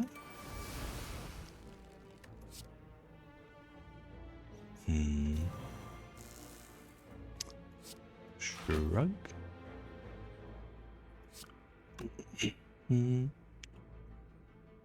I think I just want to let this expire to draw more damage. Yeah, let's play this. And we'll just play a Cleave next turn. We have one more Cleave in the deck. Oh! I got it mixed up with the Gremlin Wizard. I didn't realize it was going to explode in my face that turn.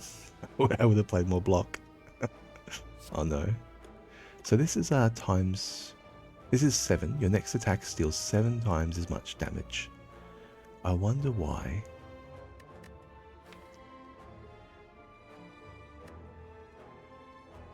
Critical hit X. I paid 3 energy for it. Your next attack deals triple damage performed X times.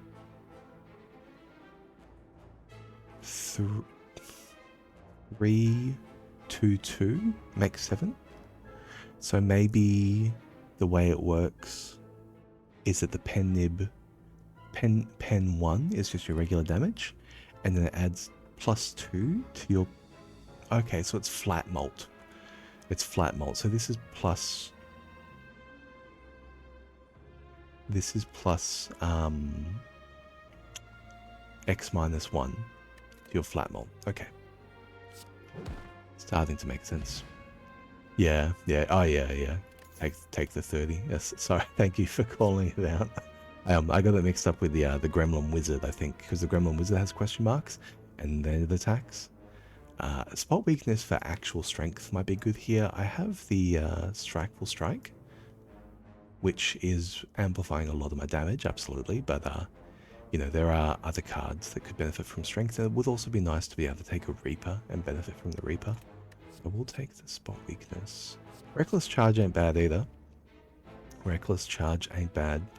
Zero cost, Dark Embrace, Feel No Pain. I don't know if I just want to do another zero cost infinite. I already have the Unceasing top. So, yeah. Yeah, yeah. Yeah, exactly. Like, I think my max HP is kind of like not an issue right now.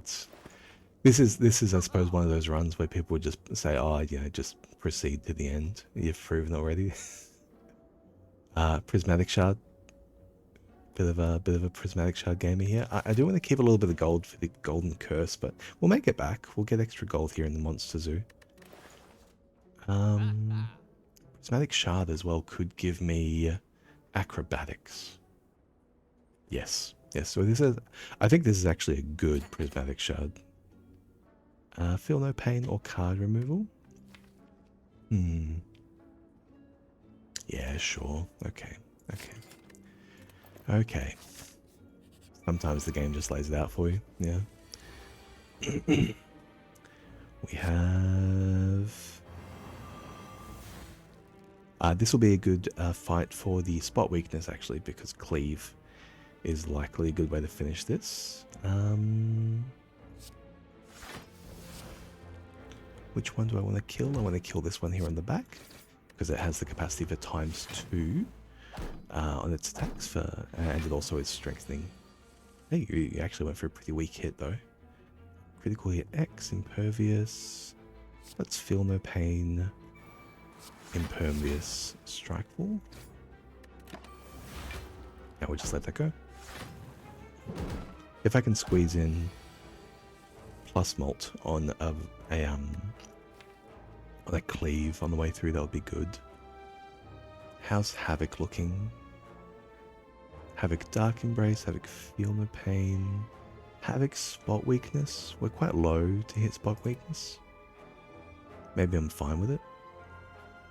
Yeah, it's a shrug. That's fine. Oh, we got a Cleave. We do have to play that Cleave though because it's Memento. Let's... Yeah, okay. Okay, I will play the plus mult here and we'll just draw the next Cleave. There it is. Beautiful. So this is a big one. Can I get... Yes, Electric Flex. Beautiful. And we'll play through Feel No Pain. We don't have Dark Embrace in play, do we? No. So I can't find too much more damage on this Cleave.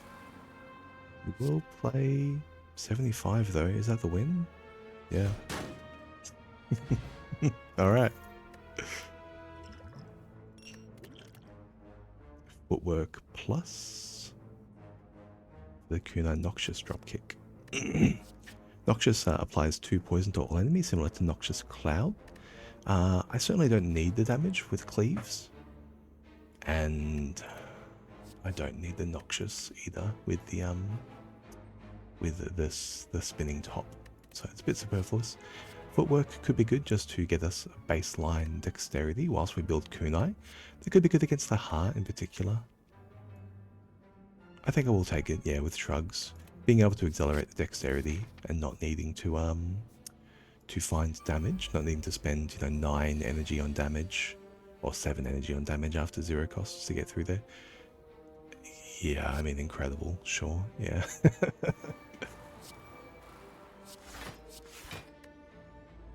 21? Yeah, look, I'll spend the block potion now. It's been a long time coming. I've missed using that block potion a number of times. We could have played through for the top value there as well. I think I'm okay with it. We're just going to go for a bit of an increment where we can. Yeah, let's trigger the puzzle. Let's trigger the puzzle.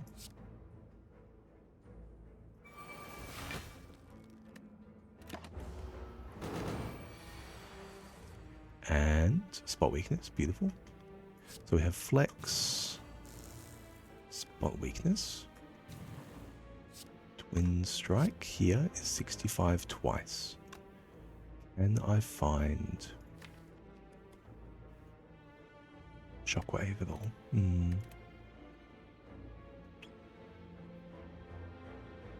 I can impervious first. I can true grit first, actually. That draws the most cards. Rug. We can impervious next in case we don't kill. We draw one card. We do get shockwave. 85. Fortunately, we're one short on energy to do the shockwave now. We are full blocking though. Semi-intangible. Okay, so humility has buffed him higher. Reduce all damage taken and HP lost by 5. Okay. So he has 5 shield on every attack. I don't need to twin strike now, but I am getting a lot of extra strength. Let's play through the damage. Yep. And the footwork. And the doomed. Sure. Sure. 18 through intangible. Maybe we could actually get that done as well. But it's fine. It's fine. We'll just hit him with a full block. Jack. Prepared swift strike. Ball thought. Okay, I'll put impervious on the bottom so it costs 0. Violence. No, we're fine. We will play that to discard a regular defense though. Alright. And you are done, buddy. My cards. Do I care which attack is used? No feed, no nothing? Yeah, we don't care, we don't care. Oh, our wing boots. We can see a slaver's swiveled meat mallet. There's a tongue twister and a half. Whenever an attack deals unblocked damage this turn, apply 1 weak. The next attack you play costs 0. It costs 1 less in boss and elite combats. We already have the shockwave for weak.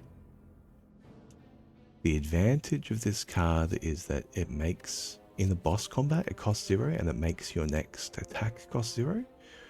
So it kind of fits into a similar space as setup. And we do have an unceasing top. With corruption you only play it once. Without corruption, we can exhaust down to meat mallets plus twin strike, and it replaces a madness. A lot of work to go through to replicate a portion of madness's power. I suppose it is swiveled though.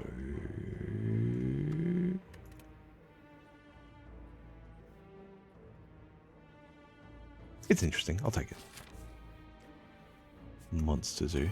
I think we do want to hang out here in the Monster Zoo for these larger rewards, especially to get gold through the Golden Act, the Golden Curse. I think we're happy to use the wing boots to get maximal value out of the Golden Curse, which could mean going to 2 fights here or switching over here to the right. And in that way, we can come back and get an extra elite. In that way, we can make sure we're spending all of our gold. I don't want to reach this. One of the things I was thinking about was reaching this fight here and not having any gold to actually buy with it. So yeah, that's a really nice pickup on the wing boots in terms of maximizing that efficacy. Let's impervious before Havoc in case we attack the... Okay, sure. And I will pay attention to the exploder this time, I promise. Yeah, violence. Armor. We have the doomed. We have a full strike. Yeah. 15. There we go. Looking good. And I can get rid of a regular strike here. I think we're just going to try and kill the spiker with the plus malt. Swivel knee mallet. 95. Find 95 damage.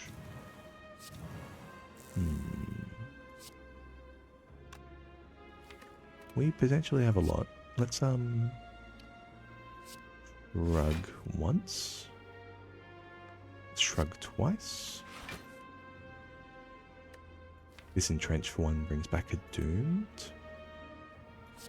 Let's do that. That 4 blocks. And thorns. Thorns for 11. 18, 18, 36, 19.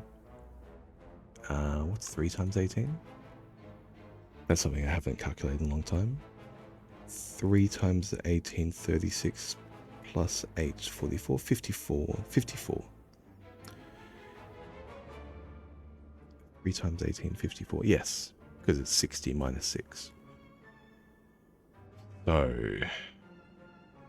with the extra point of damage here, 19 damage on this doomed, we do have exactsies. We do take 33 damage back to play it though. Costs all of our energy and then we take 26. So that's not the line here. Yeah, we're just going to work on the Spheric Guardian. Full block. Probably just one shot that not have to think about. Yeah, I agree. I think, yeah, with the barricade especially, like critical hit X for plus malt, and then the second win will definitely get us into that territory. I think the thorns capped out at like 15 plus, or maybe 17 plus, or something like that. So, like, unless we pommel for 17 and we have like 80 block, we're not going to take any damage over it. It's fine. 74 is probably enough for it anyway. Like, we could probably get through without dying, regardless. Jack.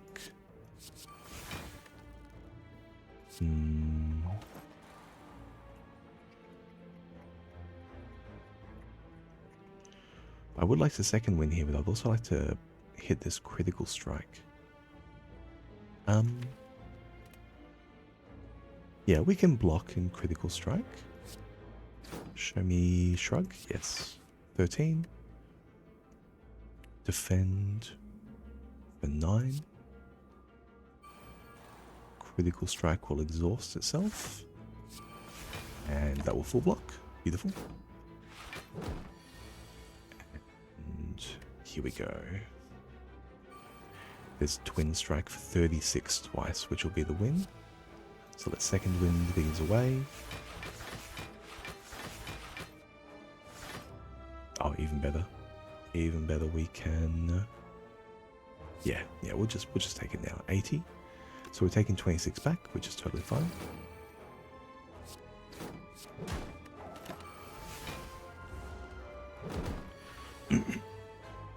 Yeah, the passive heal. Yeah, because we are, like, a lot of these fights are going to be perfect. And there's 1, 2, 3, 4, 5, 6, 7, 8. 8 fights planned, so another 48 healing. So yeah, we are definitely going to be like, yeah, a full for a long way through. Entrench for 1. Yeah, entrench for 1 will get back more damage. Oh, yeah, they're all low anyway. Oh, okay. Foreign influence plus. Choose 1 of 3 attacks. But calculated gamble plus. There you go. There's a card for my unceasing top and for my anxiety around opening hands being bad. Yeah, I'll take that calculated gamble plus for sure. Couple of exploders here and 1 thorns. Let's yeah, looks like we do maybe take a little bit of damage here. The Ascender's Bane will do some work, but we do take 7 over the top. Yeah. And then we get to draw back. Oh, beautiful. Incredible. Incredible with a hand. Show me Havoc. Okay, gets rid of the daze. We'll entrench for 1 here. And get back, hopefully, the Havoc. Maybe I shouldn't have flex. That's fine.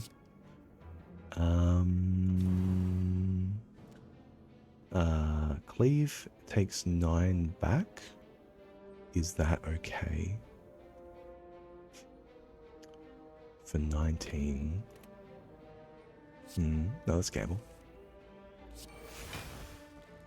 There we go. Beautiful. So both of these will deal lethal damage. Yeah, both of these will deal lethal damage. So, and we have 3. Yeah, beautiful. We have 3 energy. So let's go. Oh, maybe I can kill the... How much is this? Oh, yeah. Oh, regardless. Maybe I can kill this now. It takes me 18 back. Down to 12. And... No, we do still end up taking all the damage over. Yeah. 26. Sure. Let's just clean this up now. Don't overthink it. We're powerful enough. Custom run, throw 1 big game hunter. Big game hunter. What's that? I don't know it.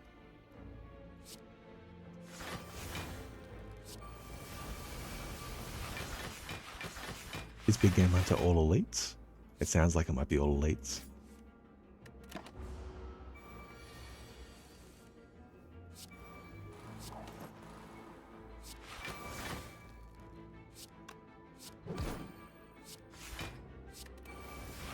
More elites. Oh, true. Ascension 1 gives you more elites. Is it similar to Ascension 1 or is it like more than Ascension 1? 15. Okay, yes, he's capped out there. Give me... Yeah, beautiful. Hologram plus. I mean, yeah, I'll take a hologram. Yeah, sure.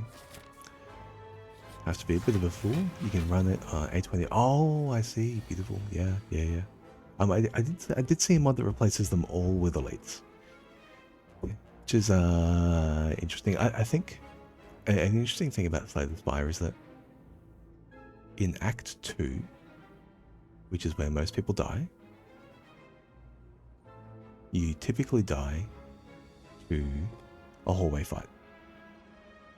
Avocado plus rat, snake plant, maybe sometimes even just avocado on floor 1 of Act 2. It's very easy to die to the Act 2 hallway fights, and it's because they come at a time where they are stronger than the Act 1 elites, substantially, but you haven't had a chance to power up beyond what it took to kill the Act 1 elites that much. So you really need a good boss relic to really feel comfortable taking them on. And a lot of the time, if you squeak out of Act 1, you die to those Act 2 elites, those Act 2 hallway fights. Now the Act 2 elites are actually quite procedural and quite straightforward to take down, because you can approach them like Act 1 hallway fights, right? You can approach the Book of Stabbing like the Knob, you can approach the Slavers like the Sentries, and you can approach the Gremlins like, not quite like Lagavulon, but she has a similar kind of pace where she gives you 1 turn early, and then she'll give you 1 turn out of every 3 to kind of like power up and power down.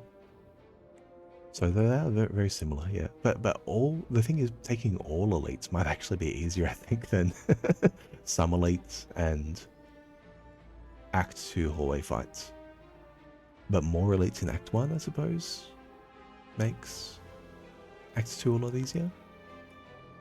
Not sure, maybe. It's one of those things. Is Ascension 1 easier or harder than Ascension 2? Relics can be really strong, and like cards are not necessarily that good. Sometimes like adding cards to your deck doesn't make it better. Maybe that's Watcher. Maybe Watcher looks at all elites and says, I don't want cards in my deck. Prepared Impatience. If you have no attacks in hand, draw 2, plus draw 1, discard 1. Sure.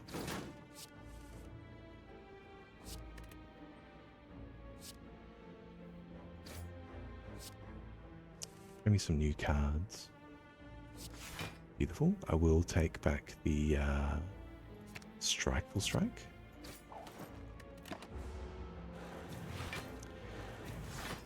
Hologram Rampage. How much better would Rampage be if Hologram was on her? was available on the Ironclad. 13 by 2. Let's flex. What's a 0 cost in my bin? Impatience, flex, blind, gamble. Okay. So this bash one's getting a pretty high variety. 17 by 2, 34. It's 35.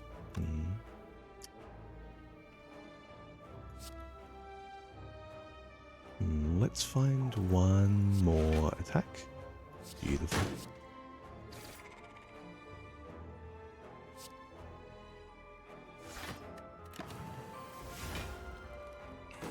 We do take a hit from Jawworm number 2. Jawworm is just that good. Even in Act 3, even with an overpowered deck, Jawworm is just that good. Is this is also a Monster Zoo Jawworm, I suppose. So, but that's the amount of respect that Jawworm deserves. Maybe the regular Jawworm fight should be a a Monster Zoo. Yeah, 38 cards. Yeah. I mean, this is, I suppose, the thing about Ironclad. I suppose what I mean by being quite agnostic about the cards in this deck. Maybe the right way to think about Ironclad when you're looking at the deck is look at the number of cards that you would die if you drew them in combination, like the number of the permutable number of hands where you would just die. And 38 cards is not the worst thing here because the hands where I just die is actually quite low. I've had 3 Imperviouses in the deck, and every time I take an Impervious, I can kind of just keep adding cards to the deck, right? Because the likelihood that the hand has Impervious in it, even if it has 4 strikes, or like strike, Ascender's Bane, defend, still remains relatively low. On top of that, Shrug It Off as a cantrip, and True Grit can help remove the card with Memento. And I don't have too many 0 cost low effect attacks, and I don't have too many utility cards. So 38 cards is a lot, but the block density is very high and the cantrip density is very high, and especially the density of cards like Impervious and Second Wind, I suppose as well, Second Wind, and Violence too. Violence, which I took relatively early, is high enough that the likelihood that any individual hand is overall low impact is relatively good. On top of that, this I hadn't accounted for this unceasing top when building the deck, but this is actually very rewarding. And the pyramid means that you know, if you hold 2 cards in hand, you drop to 7, and so the likelihood that your next hand is too low impact is very low as well. Yeah, I played Magic for a long time. I started playing Magic the Gathering in Masks, I think was the first time I played. I played tabletop in Masks, and I mostly just played with, you know, I had a cousin across in another town, and we mostly just played when we caught up, and because he had Magic cards, and I really liked it, but I couldn't convince my parents to buy me any. So it was only when I was at my cousin's that I played, and so that went on for a couple of years, and then the first cards that I owned myself were in 7th edition, the 7th edition starter kit. Yeah. Oh, thank you. Yeah. And this is something maybe more Australian, but in Australia we have EDH is really popular now, like Commander, but in Australia we have a format called 60 card Highlander for a very long time, and you would play, it's a point system, so you play a 60 card deck. It's got vintage card set, so you can play Power, you can play Lotus, you can play, you know, Mystic Remora if you want to, you can play Blood Moon, you can play all your fetch lands. So it's got like a vintage card set, but you have 7 points, and each card that's powerful enough has points. And so like a Mox is 3 points, a Lotus is 4 points, a Yawgmoth's Will is 3 points. So you can play Yawgmoths and Lotus, but you can't play any other points. And what happens in 60 card Highlander is that cards that are in combination with each other too good, sometimes they just get a point incremented to them somewhere. So like Mana Drain is 1 point, because you don't want everyone to just be playing Mana Drain if you can help it. you know, you're okay with people playing Mana Drain. It's not a big deal if they do play Mana Drain. But if everyone out there that's playing blue is just jamming a Mana Drain, like, it's just no good. So this format really, really makes you think about deck building quite a lot, because not only do you have the limitations of singletons, you also have the limitations on how you're choosing your points, and all the variety of combinations in which you can choose your pointed cards, and then how they interact with the non-pointed cards in your deck, which is most of them. You know, most of them. You might only play 3 pointed cards. It might be like Ancestral Recall for 4 points, Mox Ruby for 2 points, and then you're playing a blue tempo deck with a Blood Moon Splash and a Steam Vents and a Volcanic, right? And so that's one way to spend your points. Or you might be playing Zoo, right? You could be playing Naya Zoo. And what do your points look like? Oh, well, my points are 7 burn spells that are overpowered, right? Like, or maybe you're playing Zoo, maybe you just play Time Walk. Zoo, Splash Blue for Time Walk and a Mox. So there are so many ways to build these decks and so many ways to splash around them. So you end up thinking about it a lot more than you end up playing. It's a really, really engaging format. Elder Dragon Highlander Commander, I think, because they have a straight up ban list, it kind of starts to drift into that territory where you're negotiating with other players on what to play. But 7-point Highlander, because it tells you you're playing with 7 points, make it work. It's a really nice, like, operational research problem almost. You really want to maximize and optimize your deck with those constraints. And anyway, sorry, I'm jabbering. But yes, thank you for the compliment. Jawworms. Guys, you do need to go down. I'm jabbering too much. Let's find some damage, I suppose. I'm just going to play some damage that we've got. And a quick strike, and yeah, we'll play a cleave, sure. Have I got more damage in deck? Got a havoc. Sure. I might have to second win here to get some actual cards in my hand. There we go. I have a twin strike. We do have a twin strike. Thank you. Attack potion. Dark Embrace for 1. Sure. Heavy Go for the Eyes. So this one has like heavy blades, strength scaling. A doubtful supply. No, I'm not touching doubtful cards. It was probably more shameful to take the the awful one. Sometimes. Thank you, Falling. There's our Sapphire Key. Nunchaku. Nunchuck is we're fine without nunchucks. Yeah. Yeah. I mean, some hands just look like this, and you feel very much like you're cheating. Yeah. We'll take out these with a cleave, I think. And with Dark Embrace already in effect, the second wind is nuts. Shockwave. Second wind here. Something like that. Yeah.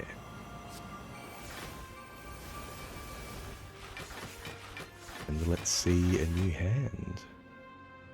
Havoc. Or Havoc's good. Hits Impervious. Hits Cleave. Let's I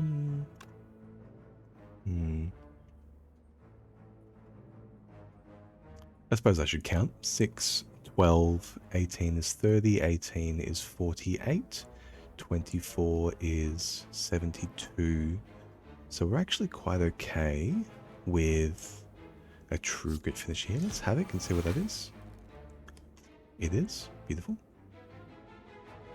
That's true grit, yeah. Actually, this strike solves a lot of our damage. Just here, yeah. Beautiful.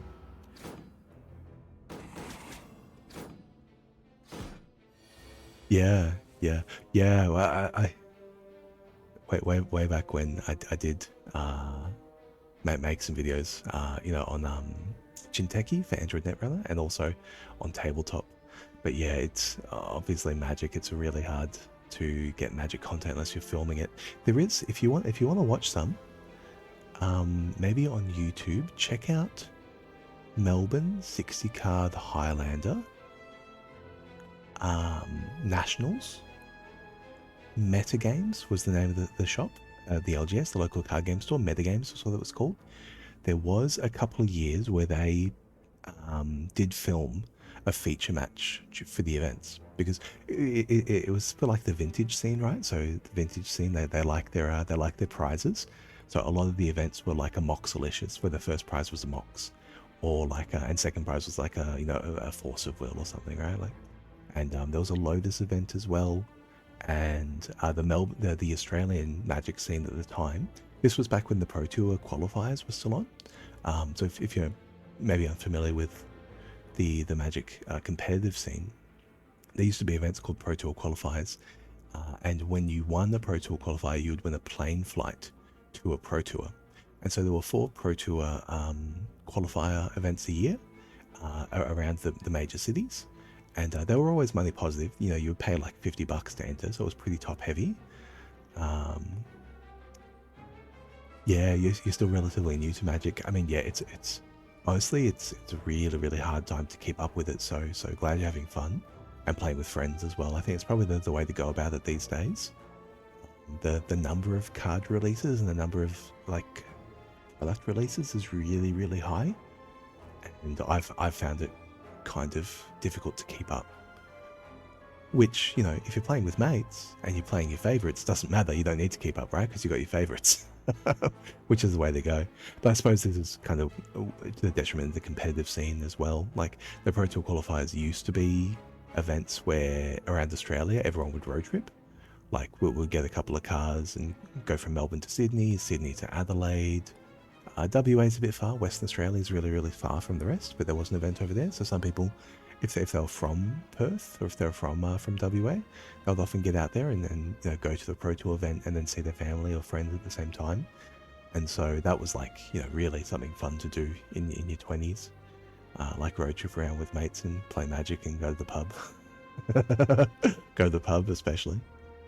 But yeah, that Pro Tour qualifier scene, it doesn't exist anymore. The Pro Tour and the GP, the competitive side of Magic, changed quite a lot. And yeah, they are really focused on providing tabletop products and collector products these days. So yeah, so I think you're going about it the right way for the modern incarnation of the game. Hang with your mates. If you see something cool that you really like, find that, have your favorites. Yeah. It can be intimidating to see all the different cards. It's not as bad after playing a bunch and seeing a lot of the cards and interactions, plus watching other people play, chatting about different decks and different builds. Yeah, you're absolutely right. And yeah, Magic has a lot of mechanics, and a lot of the mechanics are really technical, and they don't play with each other nicely. And a lot of the synergies as well, a lot of the synergies and the interactions, people play towards those interactions in ways that aren't obvious, which also means that occasionally the interactions come up in ways that you don't expect. And like a friend of mine plays, I think it's called Nethroi, maybe.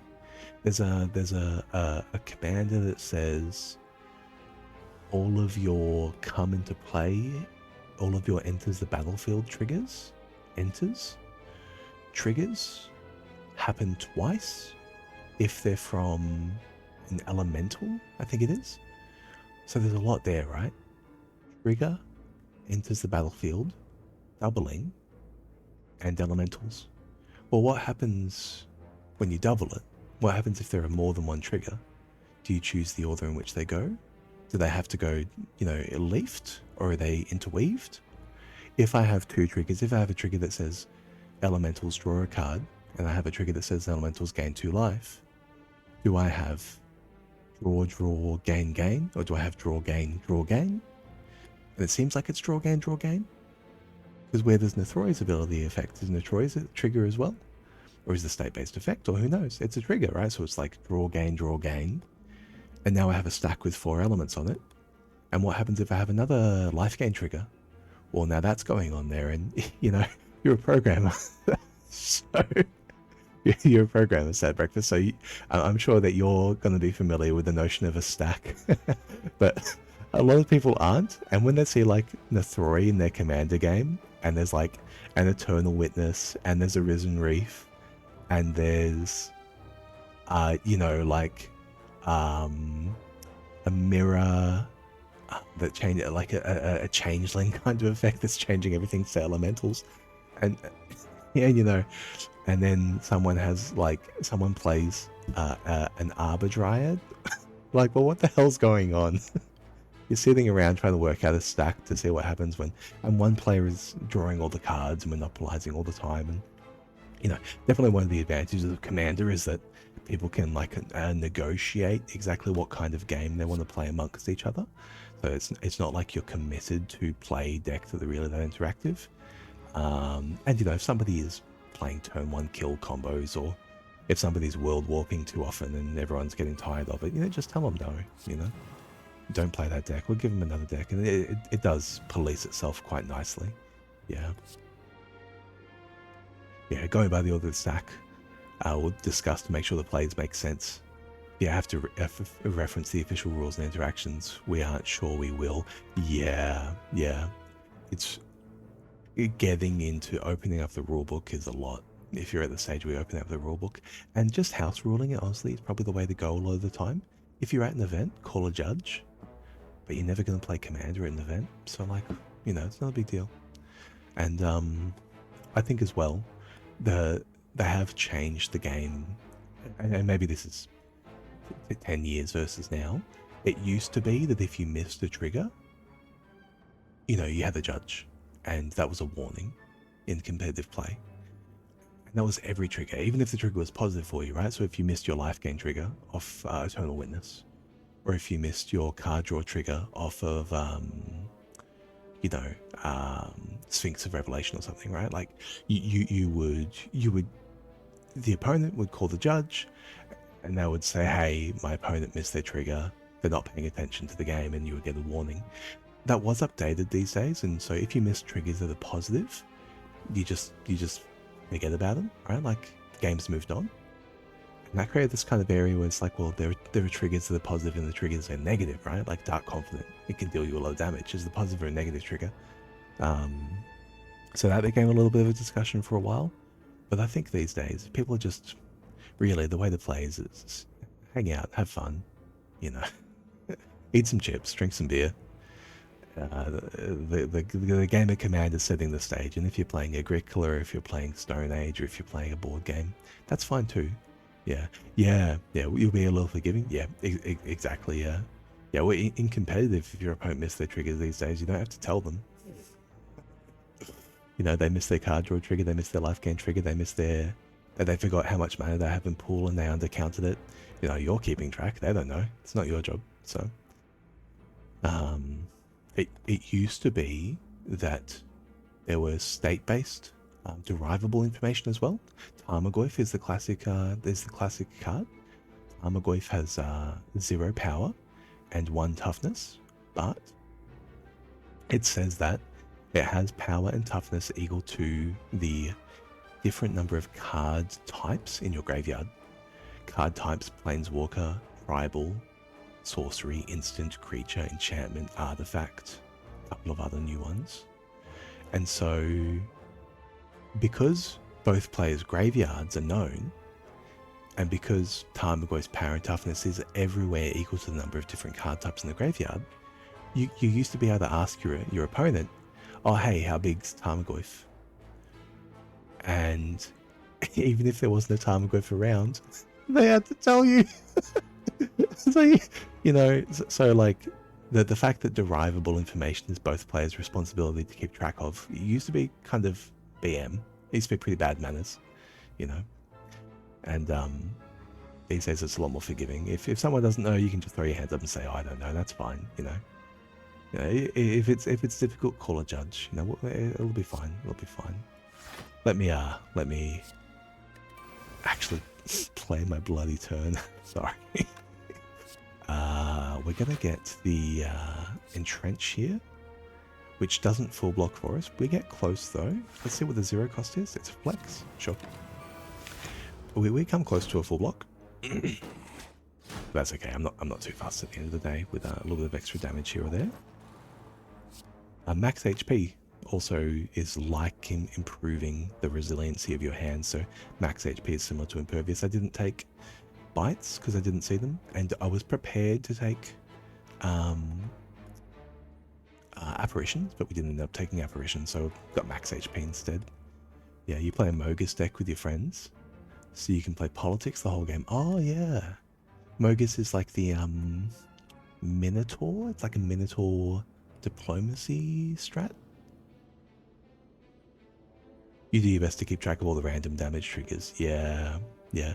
Well, yeah, and yeah, in the multiplayer table, like if there's 3 or 4 players, they'll track the triggers for you. It's like, oh, you know, sad breakfast. Make sure to trigger that one there. You know, we need the damage on old mate. Get it through. Get it through. Don't forget.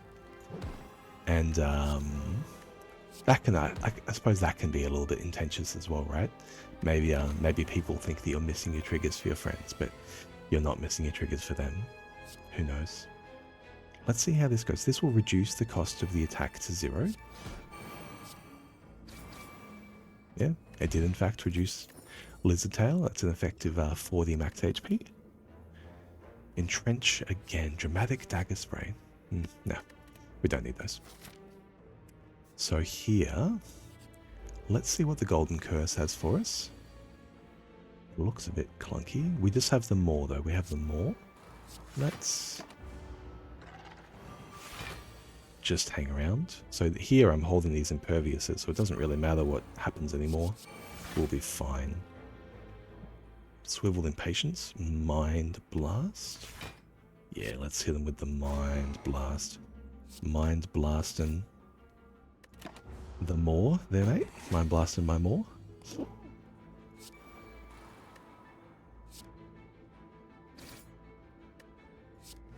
Impatience.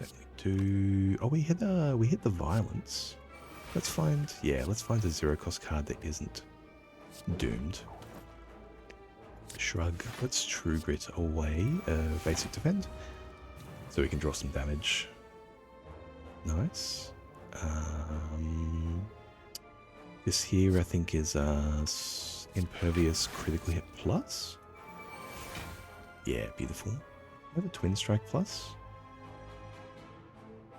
We'll just hold it. We can calculate it out of here any time. He's not going really aggressive enough to even merit worrying. 91 by 2. Yeah, we'll hit it. Cards in deck. No, we do want to take it slow here and just play through the Imperviouses. Let's. Spot Weakness again might be good.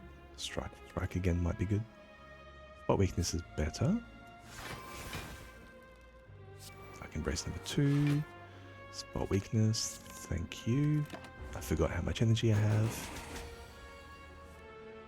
And yeah, we can play out some of the low impact cards here.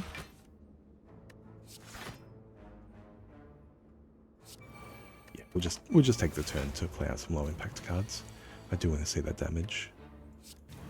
Q. And Swivel does go in between turns as well, so we can always play that a bit earlier and then swivel back. Havoc. Beautiful. Beautiful.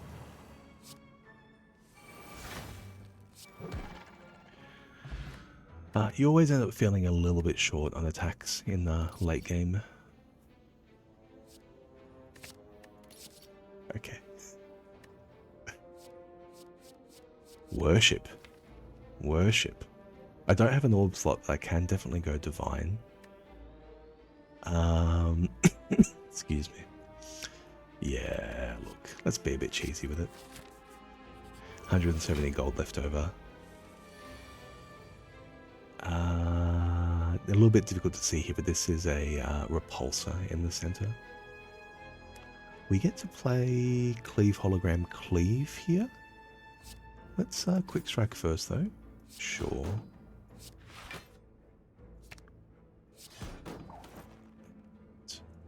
No 0 costs? Yeah, we'll just play defend. Sure. We'll go to full hand with the Centennial Puzzle.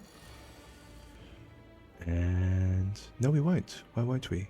Oh, Dexterity. I had the Dexterity from the Kunai. That's okay.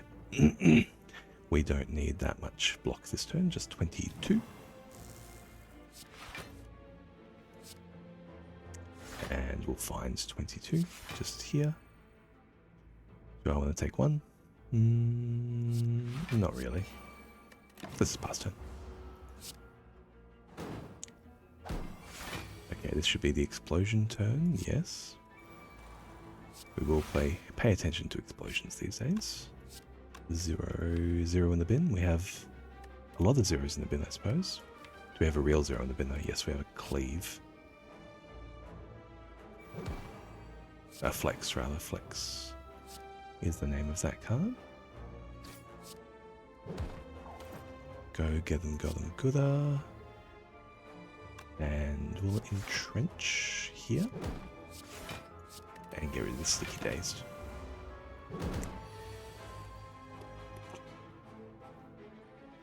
As a quality of life mod, you believe it's called Block Reminder. That does the math and tells you how much damage you'll be receiving. Oh yeah, that's nice. I should try and keep up to date with my calculations. I know I said I studied maths and I do data science now, but my actual rudimentary calculation skills are very, very poor. So, you know, I think as well, there's a lot to be hidden in a summary like that. You know, like week, how much is week going to do? How much is it sounds good though. It definitely sounds like if I played on Steam Deck or Switch, I think it would definitely make it much more casual. I'm definitely very okay with being punished for being bad at the game though. Like that's, I think, part of the experience for me at least. Let's yeah, let's just Impervious to get it out of the way. I'm not gonna hold on too much longer, I think. Got all this block and no damage. I mean, there's a lot of damage in the deck, don't get me wrong. It just doesn't hang around in my hand too often in my turn. Feel no pain, Dark Embrace. Get you done. Shockwave gives me 8 block. Let's play Jack. Dramatic Entrance. Yeah. And Havoc. Beautiful. 42. Twice. Bang. A block potion, no thank you. Do I pay when I click or do I pay when I buy? I do pay when I click. Noxious Deep Breath Plus, that's damage and card draw on a 0 cost. And it's not shameful, it's not prideful. I will take that one. I think we're going to go elite. And I can afford one more. Then I can't buy a power in the shop. The shop's guaranteed to have a power in Act 4. I'm not guaranteed to be able to buy it though, and I do want to buy that power potentially and also buy a card remove. So I'm instead going to leave that card on the ground and we'll wing boots away. We'll build our damage here with Hologram Strikeful.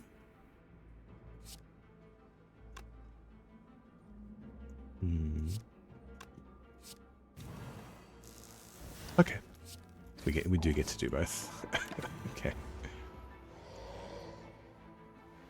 5 burns. Thank you, Nemesis.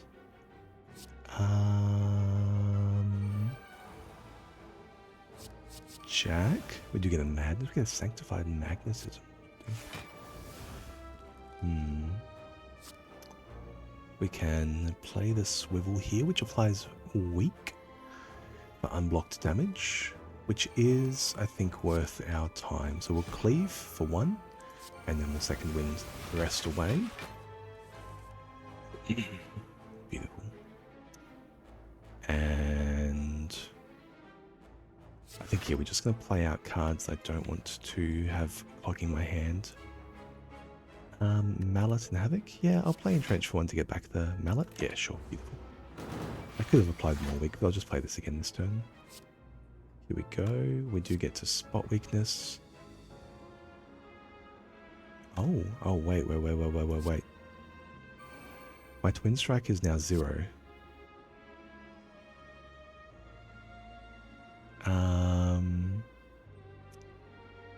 So you are plus 8 malt, 11 times 2, which is 99 by 2, is that right? Yes, okay. We made an omelette. I was wondering if that was going to happen. Toxic egg, frozen egg, lizard tail, distilled chaos, prostrate plus.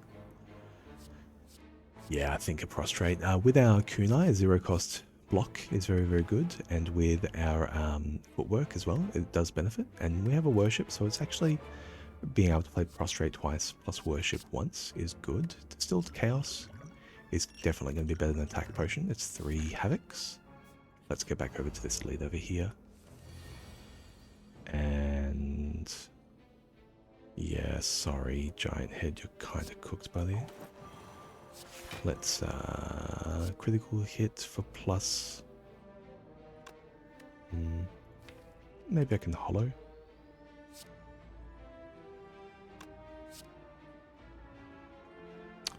I'll take 5. We'll use Burning Blood. So that's plus 6 malt. And we get to go Shockwave. True Grit. Over here. Entrench.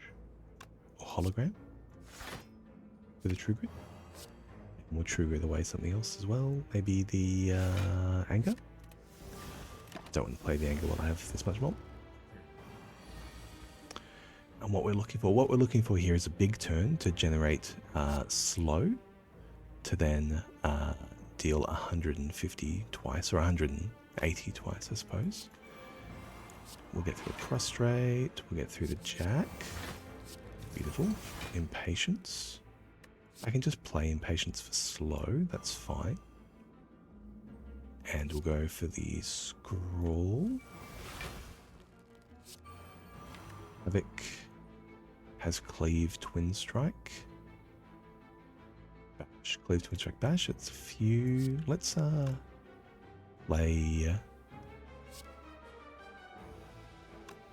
0 cost in my deck. Yeah, Prostrate. Let's play Entrench. Or another Impatience. Clear the hand. Play the Violence. Are there any attacks left in my deck? No. We'll play the Havoc. Flex. Excellent. That gets energy back as well. Twin Strike is now 222 twice. And second wind for the slow.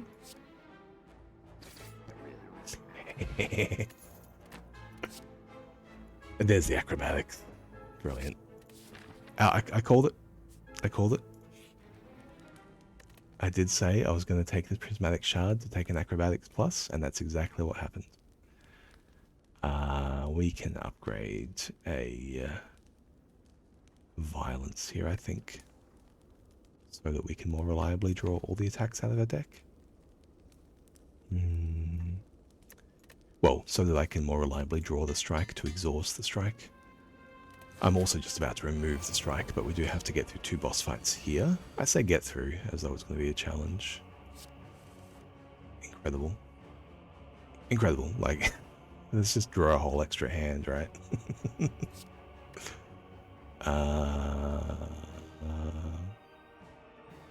Keeping the bash could be good, actually. Let's play this strike and Noxious it back into the deck. Is it still in the... Yeah, it is. It is indeed.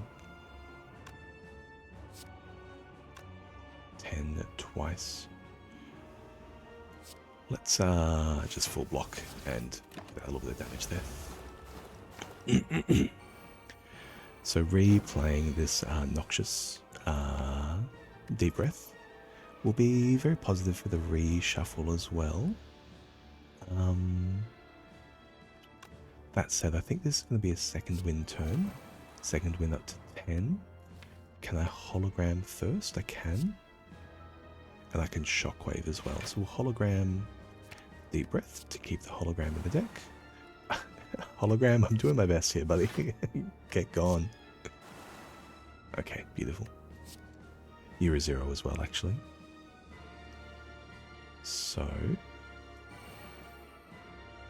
we can play a bash.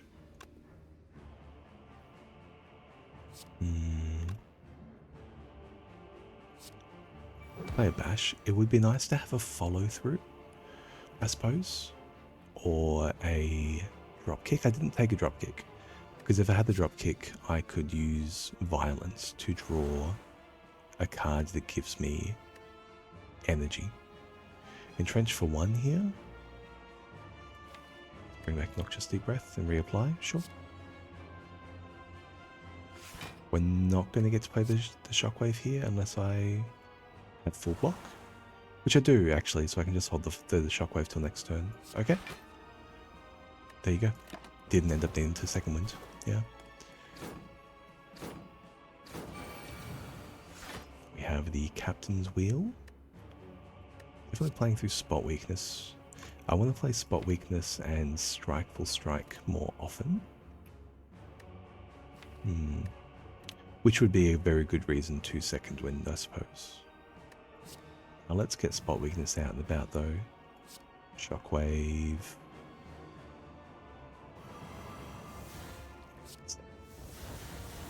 Beautiful. Alright, our deck is no longer full of garbage. My hand is no longer full of garbage. The deck's still pretty kind of garbage.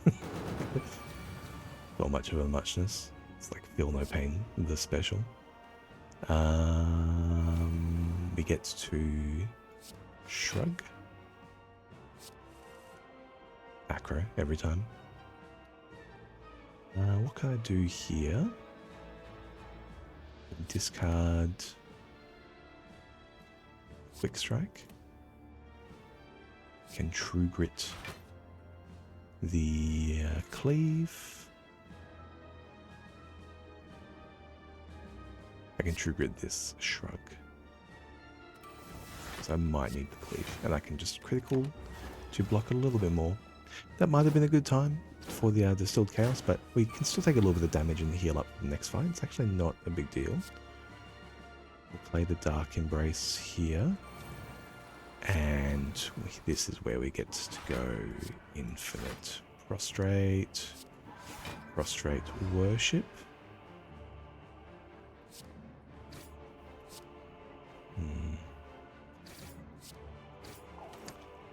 Noxious. And probably could have avoided damage, I suppose. Yeah, I got a bit carried away there. But we do still have a mantra, 1 mantra, so we actually triple prostrate gets us the next one as well. We get to Feel No Pain second wind or entrench here as well. Let's jack. Jacking it.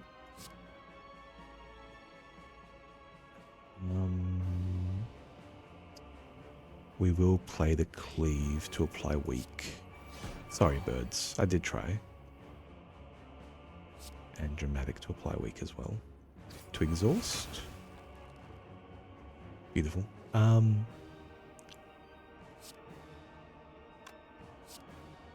Deep breath for you. Entrench for 1.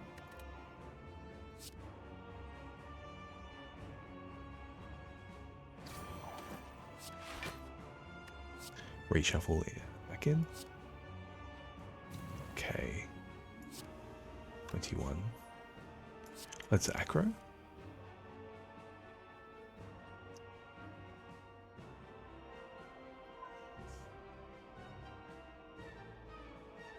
Put bash. No, we can play the bash.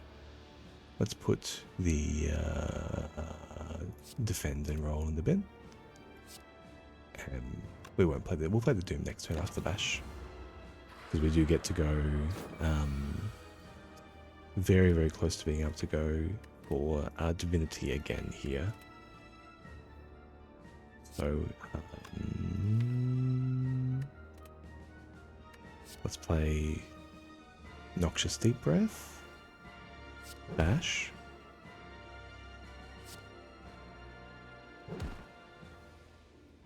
Yeah, that damage. Noxious Deep Breath. 38 by 2. Okay, I'll just play the Impervious here. The turn's not going to clean up too nicely. 15 by 2. I do need to True Grit out of here, I think, with 38 by 2. I'm just being stubborn. I should just be calculated gamble here. Yeah. No gam. Beautiful. Prostrate. There's Divinity Flex. Spot Weakness. And our Swiveled Mallet. Cards in deck. A lot of attacks. Let's Havoc. There's a big old cleave. And yeah, 168, sure. I was being stubborn. I should have replaced the hand a couple of turns back. And here we get to do a similar thing actually with this Deep Breath and Entrench for 1. Let's build a hand. We can full block. We can clear more artifact. And we can get down Dark Embrace. Excellent. We'll discard a crappy piece of damage at this stage, I suppose. Alrighty. Alright. Yellow Pain. And let's Impervious Entrench. Ooh. Don't need to entrench. We can play you instead. And we can play this again. This actually counts Swivel twice. Swivel does stack. So it's not always just the next. We'll remove that and we'll apply 2 weak. We'll remove the artifact and apply 2 weak here to Deca for next turn. And we have Entrench for 1 again. Worship. Feel No Pain. Let's Feel No Pain. Worship of Violence.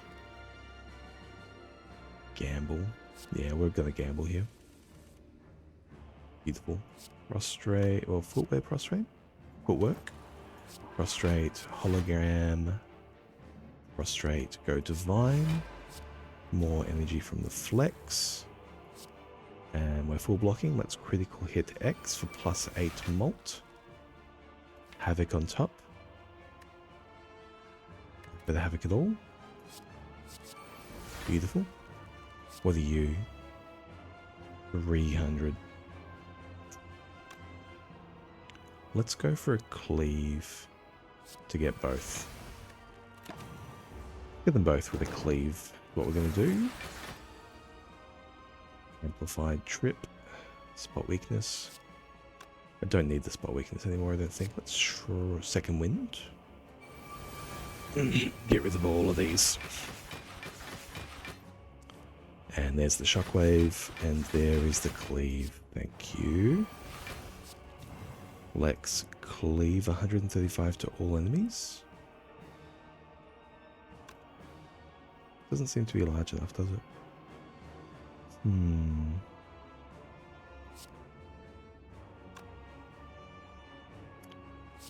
I wonder, why is the damage I was about to deal going down substantially? I'm no longer divine. That's, yeah, very sensible.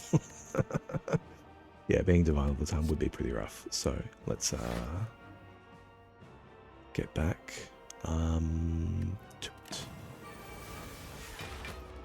Second wind, calculated gamble, thank you. Let's wind first. Entrench for 1, gamble, hologram. Let's hologram our Shrug to second wind and keep the hologram in deck. Full hand here. Prostrate. Meat Mallet. Play through some cards.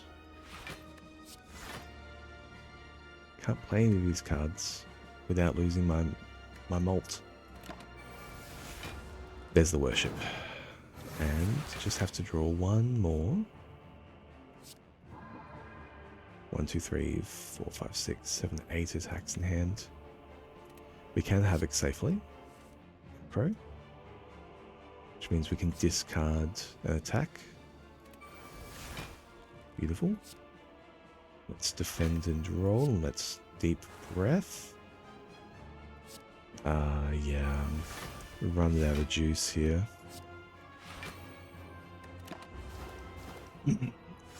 Just need to top deck worship or prostrate.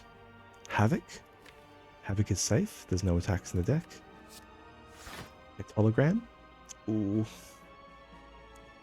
A havoc again. Yeah, for havoc again. It's a dazed. Okay. I'll defend twice. We should get to draw 2 more cards next turn. 2 cards in 5. Go divine. Yes. Okay, we get them both. Beautiful. Bit cheesy. But yeah, it just goes to show, I suppose, that we don't need all those attacks. It's okay that we're running out of them. Is this the heart of the spire? Imagine it might be. Let's put an upgrade on a shrug. Yeah, so this shrug will do 1 better against the beat of death, and that's okay. Now we got the removal, and metallicized is on offer here, and an oddly smooth stone. Interesting. Reaper, panic button, true grit. We can true grit card removal. And take a strike draw. Take a doomed anger draw. This doomed anger has done this very, very well. I don't intend to play it anymore. It's bad to draw it the first time, and it's worse to draw it the rest of the times. So, thank you for your service.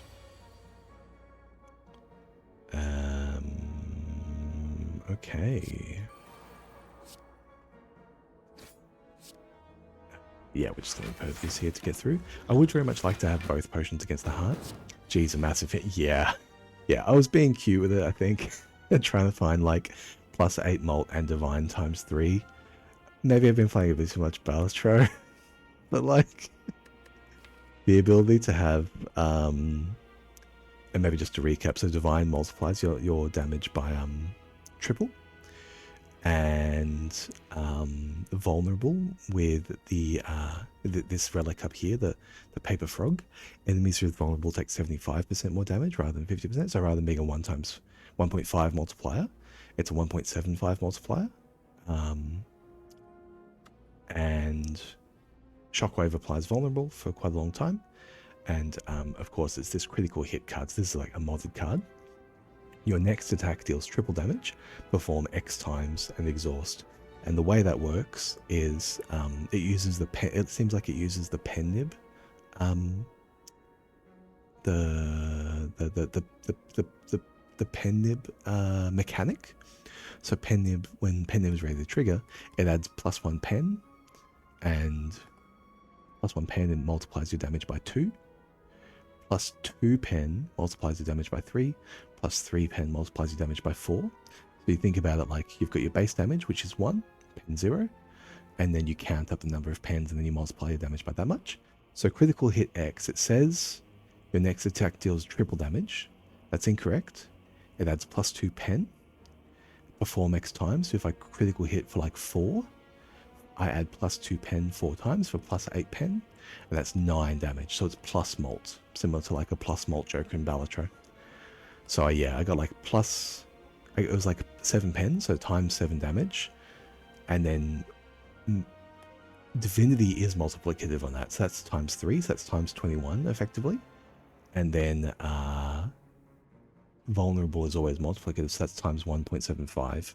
So 21 plus 3/4 of 21, so that's an extra 15. So that's ×36 damage.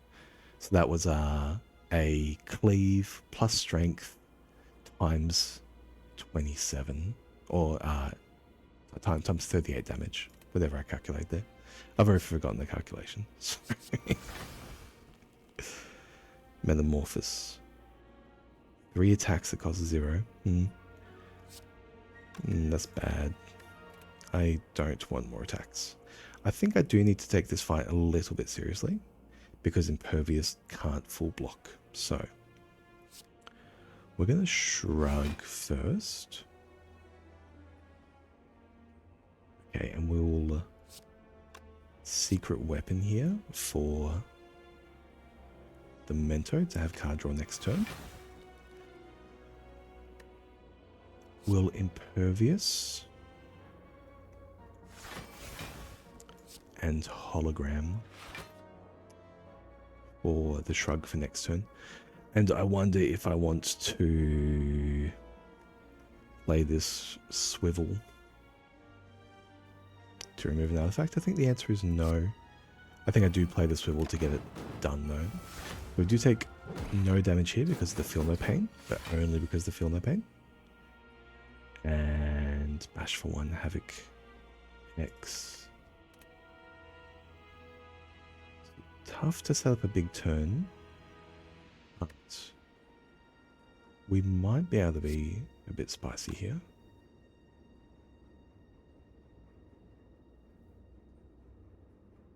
Currently this is +8 malt, which takes it to 9 by 8, 72, so we don't have a kill with the bash. Let's Havoc. Crow, okay. Okay, I don't want this quick strike. I want to find Second Wind. Scroll. Let's Grit into Scroll, remove the bash.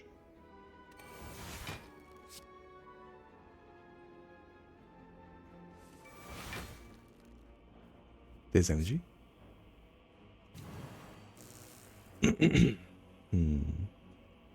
42. I can turn by playing attack. 7.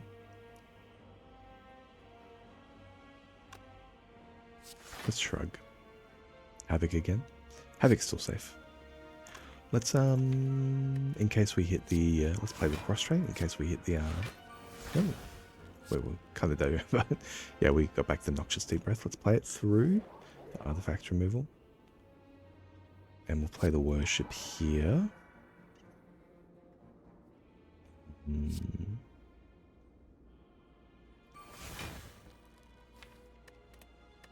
just get rid of that. I'm not going to go for a big attack this fight. We are going to have to kill them one by one. And that's going to happen with the strike scaling. So shrug. This is a Dark Embrace for 1, so we can get back the Deep Breath here as well. Let's play that through. Accumulating too much chaff here, especially this violence. I'm going to cleave to get you out of hand. True Grit, okay. I'm going to grit away the quick strike. Don't mind the burn. 24, 16, 40. It's a full block. And let's spot weakness to build that damage. Minus focus. I do have an orb slot from the Prismatic Shard. So I gained an orb slot from the Prismatic Shard, and as a result, the shield reduces my focus rather than reduces my strength. Here's the calculated gamble. So I will play the Armament's Violence. We do play the Strikeful Strike for the damage building. Or the 15 by 2. Let's gamble. Here we go. This is looking more like a real turn. pallet to build. We'll exhaust and defend. 12 by 4 for the 8. So we do full block there. And we'll play the worship to rebuild our divinity stacks. Mantra stacks. There's the second wind. You're buried deep. First time chatter. A token clove. Okay. Burnt Rayquaza. Thanks for the first time chat. For watching the stream. I am gonna ban you. Sorry. Where are you? Oh, there it is. Great. Thanks for joining us. It do be like that. Here we go. All right. We're back in big game. Let's hollow for the prostrate. No, let's hollow for the divine. We do need the worship to go full divine. And we can impervious Havoc here. Havoc is Dark Embrace. Let's play that Dark Embrace.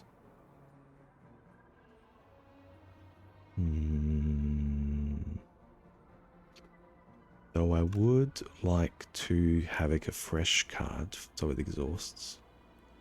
Yeah. No, we'll play that. Sure. Here we go. Now we second wind. Beautiful. We can still play a 0 cost attack here. Twin Strike 51 twice.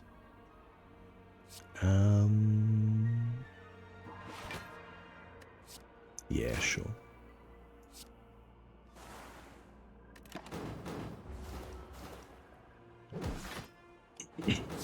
Yeah. It's not too bad. Just because the stream is really new to me, I'm trying to get in the habit of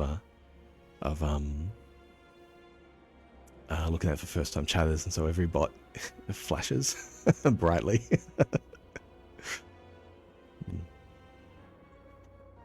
Here we go though. We do get to go a bit wild here with the hologram. Let's redraw. Worship, we get worship back again. We get to second win here. This is going to be a big draw. We are likely to hit the prostrate again, which will give us more energy back. Yeah, beautiful. And Havoc. Havoc is not too big of a deal. We'll take this kill. And Twin Strike here is almost a kill. Yeah, 2 Twin Strikes is a kill. There we go. Blood Potion. Blood Potion's 20%. At the moment, we've got 80 Lizard Tail up to 120. And so an extra 20% would be an extra 16 up to 136. Not a substantial change. I think playing 3 cards is going to be better than... Yeah, we'll take another Shockwave Plus. Yeah. Now, because that means I can be a bit more aggressive with the second wind. I would have loved a second wind, I suppose. We're going to look for the Pocket Watch here on turn 1, actually. Let's entrench for 1. Prostrate twice. Hands off the wheel. Hands off the wheel. You have a Pocket Watch. Here we go. Beautiful. Beautiful.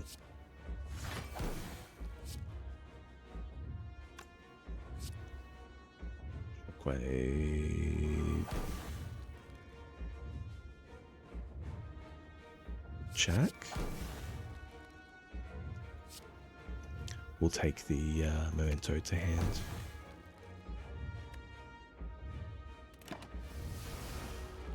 No feel, no pains here. We will take a little bit of damage here. That's okay. 33 cards in deck. And there are 2 feel, no pains in there. So 50. Let's take advantage of our Captain's Wheel and play through the footwork. The Dark Embrace. I'm going to look for... I mean, Impervious will do it. Yeah. Can we... yeah, no, we just played Impervious to be happy about it, right? Yeah, beautiful. How long have I been streaming for? Couple of days. Yeah, yeah. I've I had a really long last year, and did like some renovations and had the huge project at work, and got really quite burnt out, and ended up playing a lot of RuneScape, old school RuneScape. Maybe it's a too deep of a cut, but there's like a RuneScape challenge mode called One Chunk. If you imagine like it's a region locked account in old school RuneScape's an MMO. With a couple of regions around the map, and so what you do is you lock yourself to one little small portion of the map, like a little bite of it, and you do everything in the bite that you can. Over the last year, I played that a lot during my downtime. I didn't really do much else, so I thought, well, if I want to spend a lot of time gaming, I might as well be somewhat productive and socialize with it. I really enjoy MMOs for socializing. It's difficult to play Slay the Spire and Balatro and a lot of other really great games, like whilst being on Discord and things like that. I'm not really a huge fan of that. I prefer it to be a bit native. I like people who are interested in the game to be there, and so like that's why an MMO is fun. People who are interested in the MMO are there, and it's fundamentally streaming offers the same thing. So just a couple of days though, like did the Vroid model in Vroid Studio last Sunday? Yeah, a week ago. First stream I think was on Tuesday or Wednesday. I haven't really done much in OBS and done much in terms of stream elements. Like I don't have any other scenes or anything like that. So if I walk away, I just hide the model. But it's actually really accessible and really approachable. I found. Have you tried much of it all, Sab or Brecky? Sad Brecky?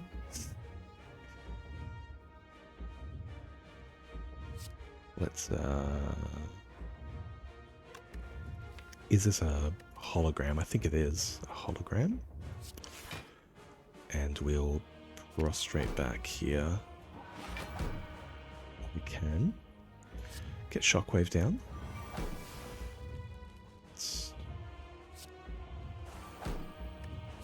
Okay. There's the Feel No Pain. Beautiful, beautiful, beautiful. Okay. We're golden from here. We're golden. So this is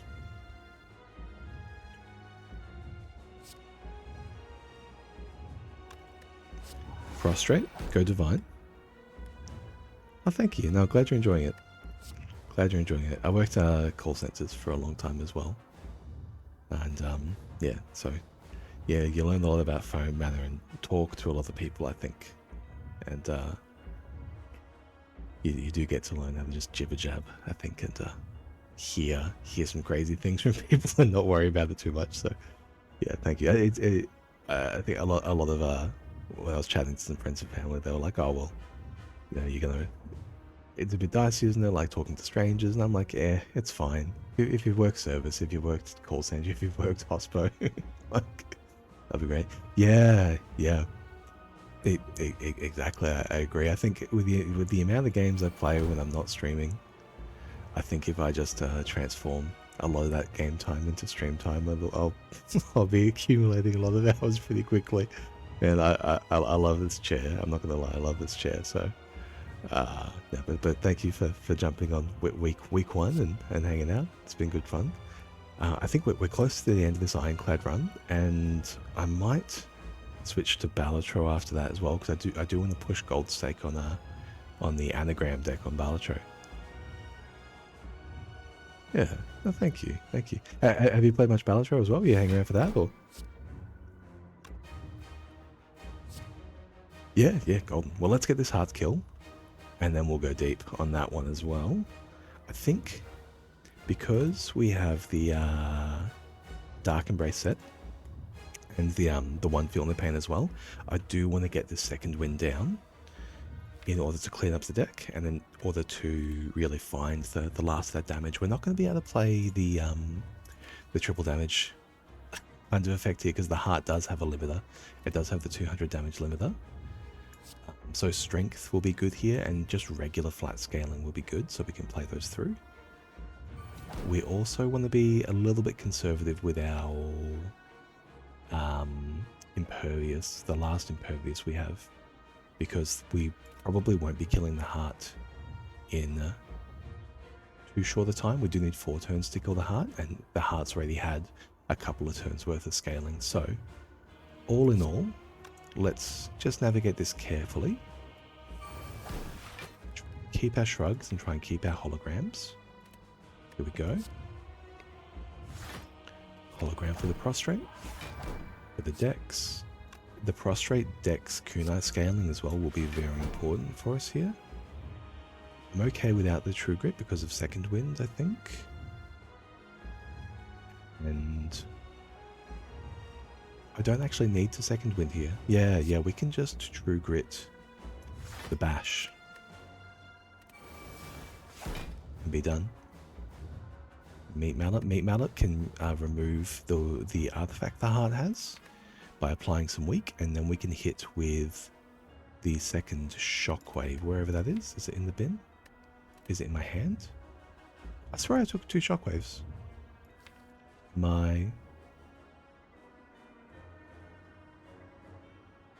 Losing my mind? You 100%ed it? Oh wow.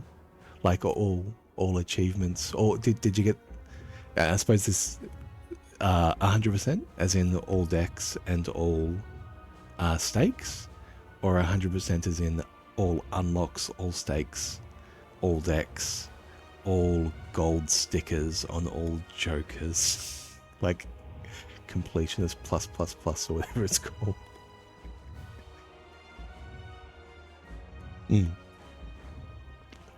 All decks golded and all achievements. Nice.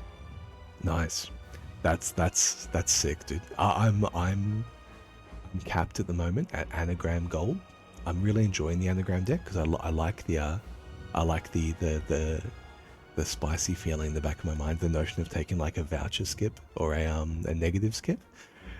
And so like I'm addicted to it. I'll go like, you know, I'll save up all of my anagrams and go like negative skip for 13, and then I'll just be absolutely besotted, right? Oh, you know, plus 50 chips on a pair, you know, all your pareidolia, all your cards are face cards, and I'm like, oh, give me a mime, give me a brainstorm, give me that good stuff, and it's just like, nah, oh, plus 12 malt on a flush. It's like, oh god, you know how it is. Yeah, 12 negative cards and they're all shit. Yeah. Nice. Yeah, well, that's it as well. I know a lot of people play it on their phones, and the Steam Deck. People are calling the Steam Deck like the Balatro machine. It used to be the Slay the Spire machine, I suppose. The Switch will be good for it too. I was really close to buying a Switch when they announced Dark Souls on there, but the reviews were really rough. Dark Souls has an area called Blighttown, which it's a really big area with a lot of assets, and the game initially ran on Xbox, but because of all these assets and, you know, a lot of enemies being loaded in, a lot of sprites, a lot of things in motion, a lot of water in the area as well, so, you know, there's reflections and there's transparency, it just crashes your frame rate. And even in Xbox 360, yeah, Blighttown would destroy this. Exactly, yeah, that's exactly it. People were saying like, okay, well, Blighttown's kind of keeping up 30 on the Switch, but it doesn't actually. If you move the camera too fast, you go down to like 8. Just nuts. So I was like, okay, well, the dream of playing Dark Souls in bed, you know, on the Switch, I think is gone. So I never ended up getting one. But the DS has Majora's Mask. The 3DS has Majora's Mask and Ocarina of Time as well. So if I really just want to like laze around in bed and get that kind of sword and shield action adventure with a bit of a roll, yeah. It is very much a brand. Look, if we fixed Blighttown and people could go through Blighttown without, you know, frame issues, people might realize that Blighttown's not that hard. And then the experience would be gone. Really, people might people might realize that, you know, you can still dodge roll in the swamp. Yeah. Oh, you get the iron ring as well. I think if you go back to the asylum, you can get the iron ring and take that one to Blighttown, which makes it a lot easier. Yeah. It stops you being slowed down in the swamp. So if you take the iron ring, you get your full dodge roll, which is really, really great. What am I doing with this? I think I'm playing this mallet. And we're letting the void expire. Here we go, beautiful. Havoc. Havoc. A little bit dangerous here because we do not want to hit the Impervious or the True Grit just yet. The Entrench as well, I think we want to keep those hanging around. So let's go Shrug with a beat. We'll get our Feel No Pain. Let's take our... I almost said Divine Licks from the worship, but the portmanteau of Divine Licks is of course just the regular word dicks, so let's not. Havoc is good for removing attacks here. I think I'm going to True Grit them though, so this I think is time for Second Wind. Yeah, the first time you played it, you were stuck there for a hot minute. The Blighttown. You streamed a full playthrough of it 4 years ago. It actually wasn't as bad as you remember, to be fair. The first time you played Dark Souls, you weren't very good at that kind of game. Yeah, other than it's just a hard game. Exactly, yeah. I think Dark Souls really, mechanically, is very similar to the 3D Zelda games.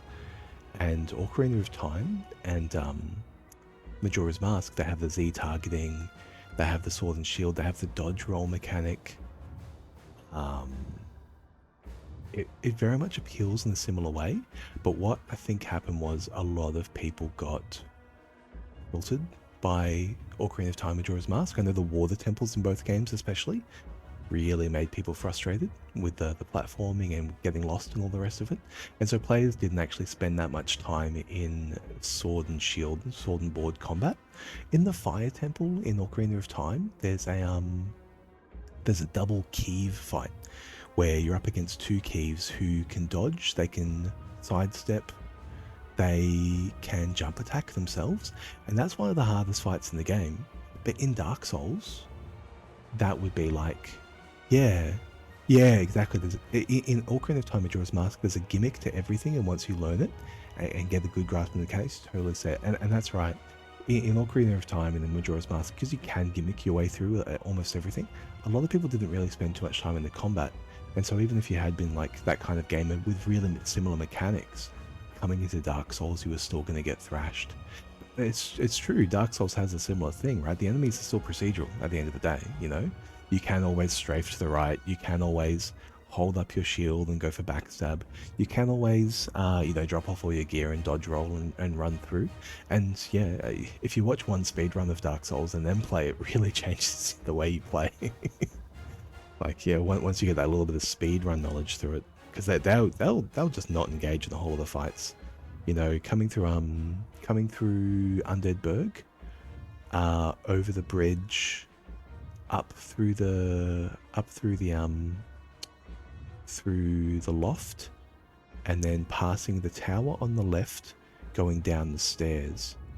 There's a battlement tower with a crossbowman, and there is a spear and sword, a spear and shield. Yeah, but by the three wolves, absolutely. Yeah, the three wolves will get you every time. You can dodge them if you sidestep at one point. If you run and then do like a 180 for a split second for a step, and then you run forward again, you can end up dodging them. But yeah, I mean, they're around the corner as well. You don't even know. But yeah, like some of the fights, you can actually just go around them. I suppose that's what you don't necessarily learn until you see someone really just like go hard to speedrun through it. Now, I do think I want to try and get some damage through here. Let's play this Flex. whilst we have... Yeah, let's play the Sinful as well. We're full blocking here. We are divine. Let's deal 200 damage. That's done. Okay. Let's find the true grit. Yeah, give me that gritty. Beautiful. That was a defend. I want to remove this defend and... Oh, no, I'll remove this quick strike. Not interested in playing that. And then, beautiful. We'll hang out here until we can draw the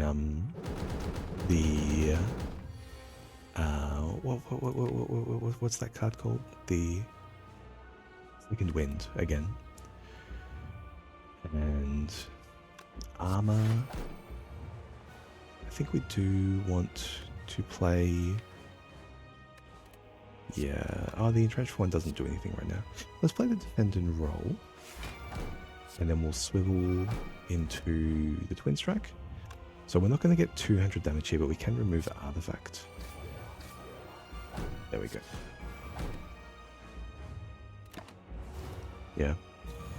Yeah, you fought everything. I mean, I was the same. I was the same. I think the first time I played, I accidentally went into the graveyard and ended up playing with, I think it's a lightning spear. You find a lightning spear in the graveyard. It's something. Maybe it's a winged spear that you find in the graveyard. Not the Zweihander, but around the Zweihander, there's one of the graves on the way to it. Gives you a longer weapon. I played with that a bunch, yeah.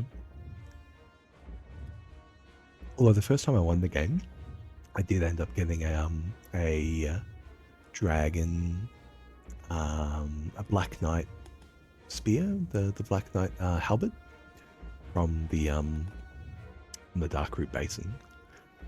Yeah. Because I was actually, I really wanted it. I thought, well, that's the way I'm going to beat the game. And because I reached, I got blocked by Gwyn in another playthrough, but I did get the Black Knight halberd from the kiln, going through the kiln a number of times. And so I re-rolled until I could drop the Black Knight halberd like a speedrunner would. And I just played the game normally from there, but I had like a dex strength build with low armor class, and that's how I ended up getting through the first time. And I think I've beaten Dark Souls maybe. I forget how many times, right? I mean, I have fun with the game even if I don't beat it. That's fine. Yeah, the wing spear.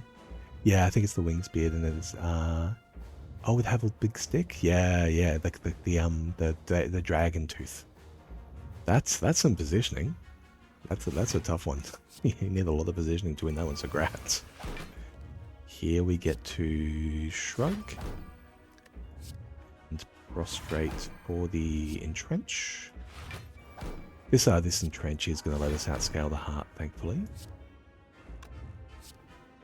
I'll take the damage, even though I can't take the We just did if I can get it down lower multiple of 200 on any given turn, that's still going to be very positive, I think.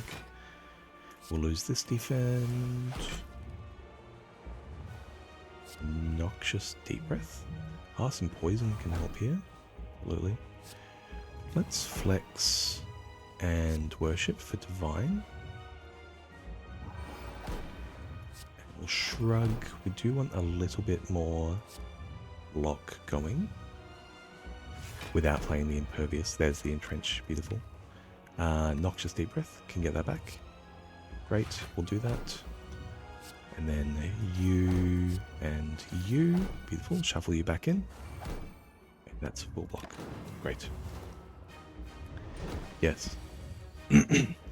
Yeah, it's very tough. I think as well, like being able to poise, like full Havels, poise, and then hit them back.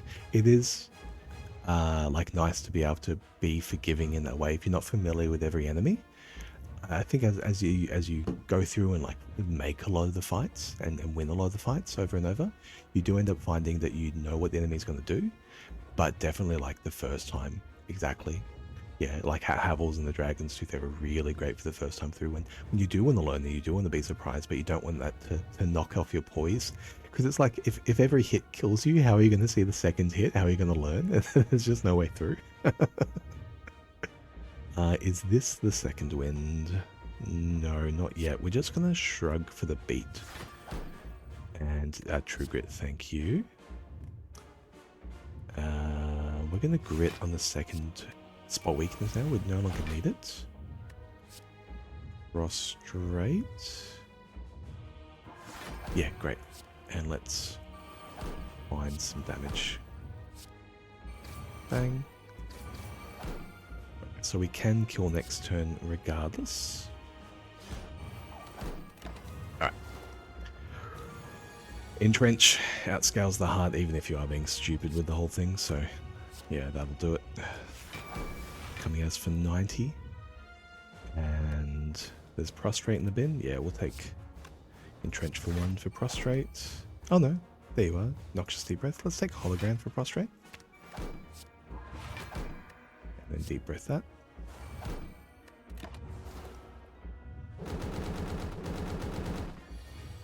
We might have killed the heart with the bronze scales by this stage.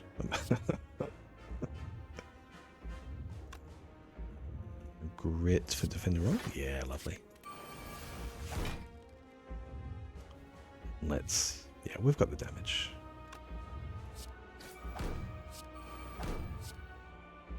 $26 by 2. Suppose I should have played Worship there. Let's find our block.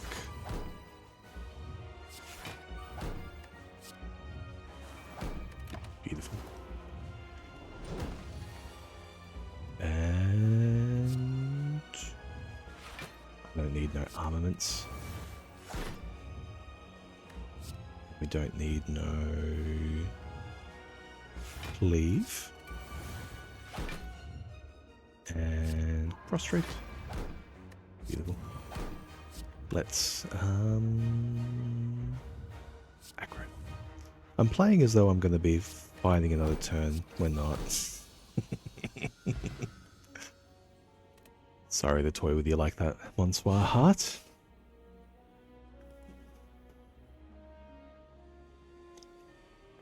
Oh.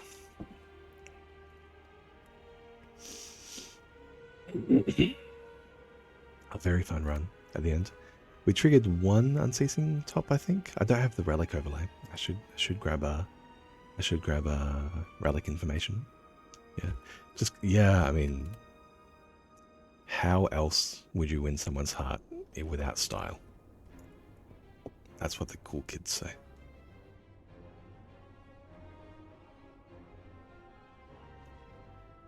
Here we go. I reckon I got time for one Balatro. Let me get it online. And maybe I have been playing Anagram recently, but maybe not Anagram today, just because I do like to try and go infinite with it. Oh, not infinite, but nan-inf. I like to go Baron with it, with the voucher tag, especially because the voucher tag I find is a limiting factor for that one quite a lot, and size vouchers, and excuse me, I just had to meet the cough. The hand size vouchers and the boss reroll vouchers, of course, for the serpent as you get deeper. So maybe not Anaglyph, because I probably only have half an hour, I think. Maybe Plasma. Let me see. Have I done gold stake on Plasma? I haven't. I reckon the game volume is down really low as well. Let me jam that up for you.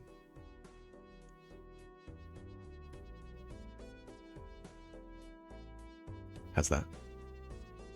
Maybe it's still slightly too low. 20. Yeah, 20. That looks good.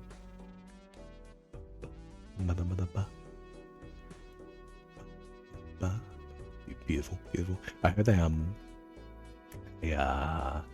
an Miku cover of the Balatro theme, which was really great. With like the Vocaloid. It really fits. It's got that great like BRC feel to it. Let's yeah, here we go. So we get the full house. 9's full of kings. Which should be, oh yeah, of course, plasma deck. I was calculating for a regular deck. Buffoon or Spectral? Let's take Spectral first, I think. On Plasma, you can definitely take Spectral a bit earlier. Grabber? I'm okay missing Grabber sometimes. Incantation medium. Medium on a 9? Be good. Because if I copy it, I can go Cloud 9. And if I want to go face cards with it, I can strength it. Let's go 9s and 8s here.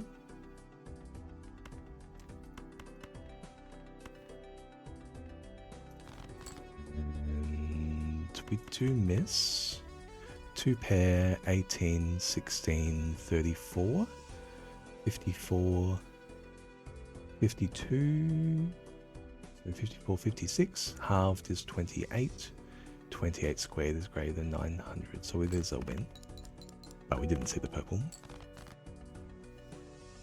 28 squared is not greater than 900. What? The more you know.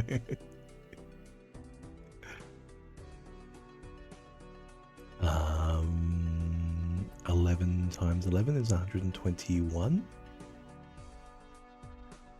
This doesn't win either. Damn it. Okay, let's play these through regardless, in case we draw the heart. Oh, it does. There you go. I'm just not good at my numbers today. Flat malt, aces. Now, we'll take interest. Now, 2, 4, 5, 6. We have the inside straight draw on the wheel. Ace, Queen, King. Ace, Queen, Jack. We have a backdoor straight draw on ace through, but I think we discard 4, 5, 6. We discard these. We're going to go 4, 5, 6 for an outside straight draw. It converts me to an outside backdoor straight draw here. And then I'm discarding 3. Yeah, we'll go for all. 4, 5, 6, 9. We do have just a full house instead.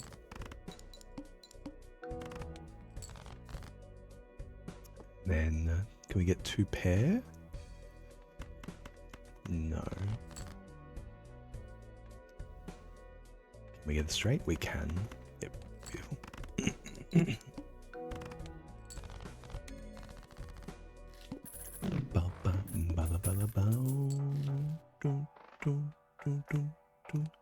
Immolate.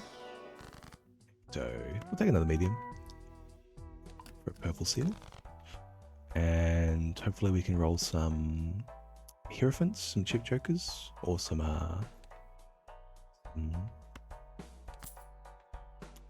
lucky for some money shots. Take Faceless Joker here for money.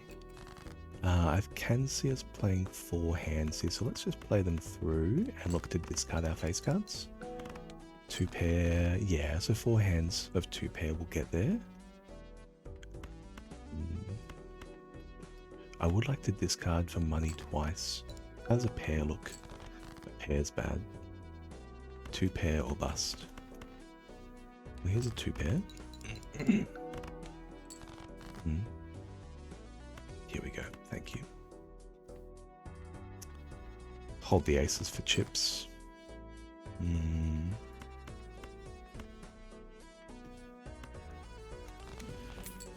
The greed becomes me. Flush house. Better lucky than good. On a flush house after the ultimate greed? Sure.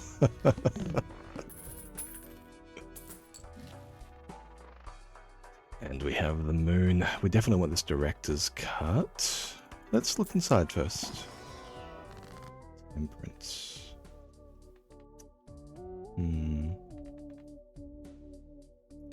We can definitely make some diamonds. from clubs. Sure. We'll just put ourselves a little bit biased away from some colors. Yeah, let's take it back first. We can discard back down to get to the Joker interest limit.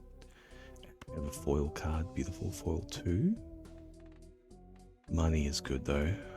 Foil is points. I don't have any points right now. It might be necessary to to play that to actually win. We'll take a 4 seal.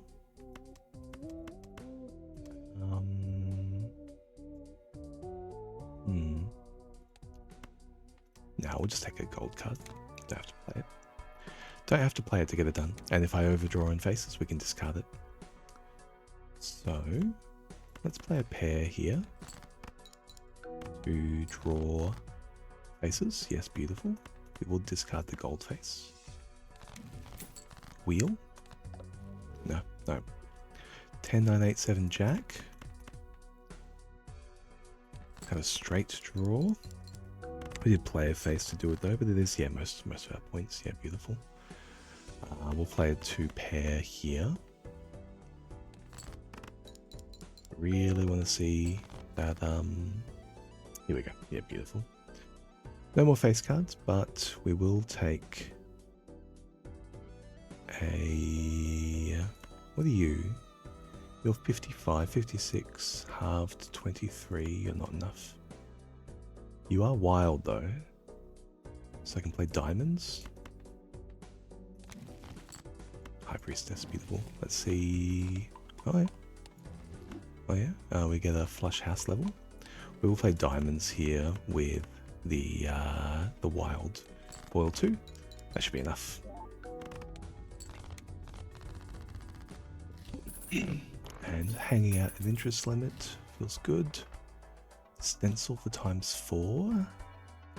Yeah, 80 chips. We'll take that. This will let us play 2 pair and also discard for faceless jokers. I would be taking away spades for diamonds here, which doesn't actually make my flush draws more likely. So I'm just going to take a hanged man to kill a club. Yeah. Kill a club does seem a little bit more impactful. Look inside. It's blue seal. Foil. I will bonus. Hierophant on the 3 and a spade. Must play 5, but that's okay. We intend to. Let's just give a throwaway hand here.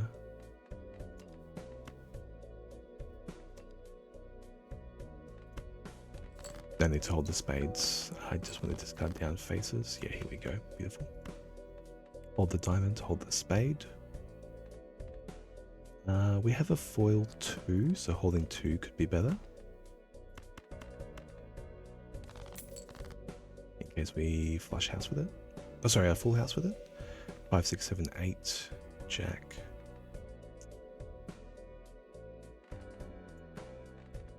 More face cards and 2 purple seals.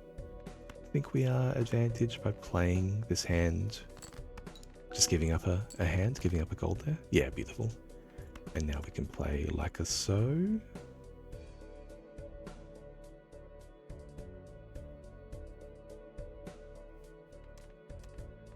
Am I playing flush on the Hierophant cards here? Maybe just 8 spades. In deck, judgment. Scary face, thank you. Okay, another chip joker, that's great. Let's play a flush here.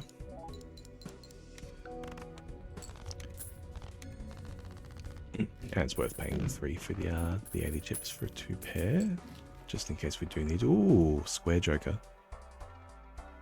Square joker on plasma, I think is fine. It's fine. Yeah, we can definitely go for that. Play through our hands, discard our faceless joker hands there. Level up 2 pair. 20 chips, 15 chips, 40 chips for flush house. How likely am I to make a flush house though? We have exactly one flush house hand in Spade. Oh, two. We can go jacks, aces full of jacks, or aces full of threes, or aces full of twos. There are three in there actually. No diamonds, only spades. So let's just go for 2 pair level for chips. And I'll look inside you as well. Yeah, give us a bit of that plutonium, baby.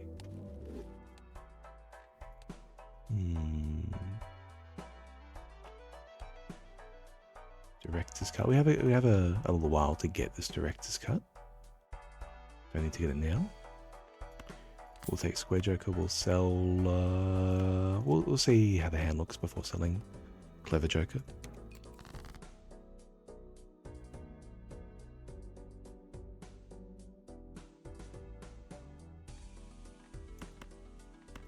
Two pair. Has a regular 2 pair look with the Clever Joker here. It wins. Okay, so I just kind of screwed everything. Okay. I didn't take my Square Joker and I didn't take my Faceless because Scary Face is too strong. Okay.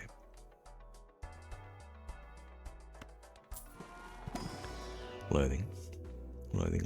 3 of a kind pair. Yeah, we'll take chips on the full house. Okay, this time please actually play the cards. Here we go. So we'll play a single pair here for the Square Joker. And we're also looking at discarding, yeah, 1 pair. Play another pair here. Square Joker, please. Q. Discard 3 face.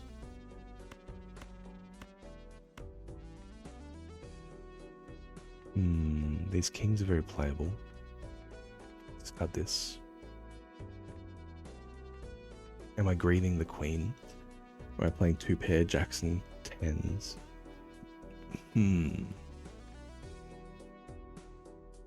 We'll greed the queen. And we have 2 kings, 2 queens. We'll discard the king as well. Moon.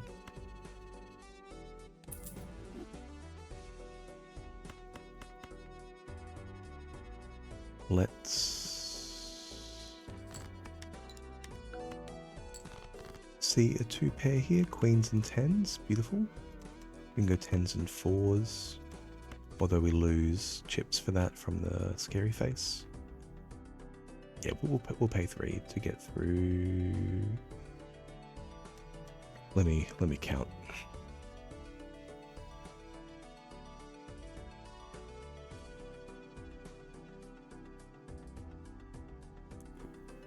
Let's count Queen of Hearts. So you, 2 pair, no Scary Face triggers.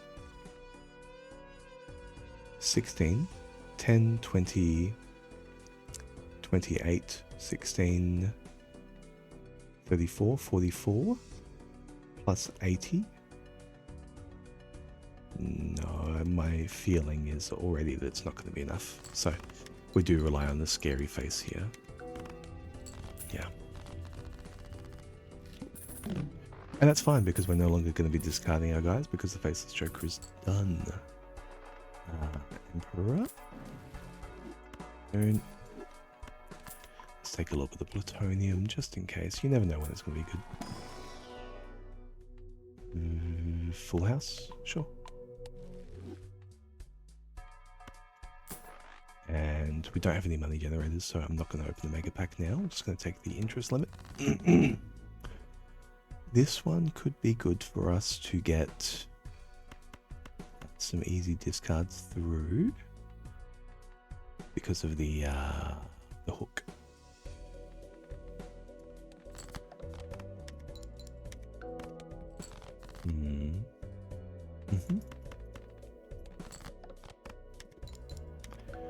So let's build up the Square Joker and then we'll turn around and look for, yeah, a hand like these. Yeah.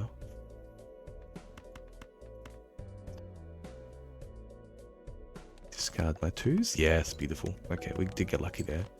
Let's see this purples. Thank you. Purples. Let's go for jacks and kings for the scary face. We have 3 kings and we have 10 cards to see. Moon.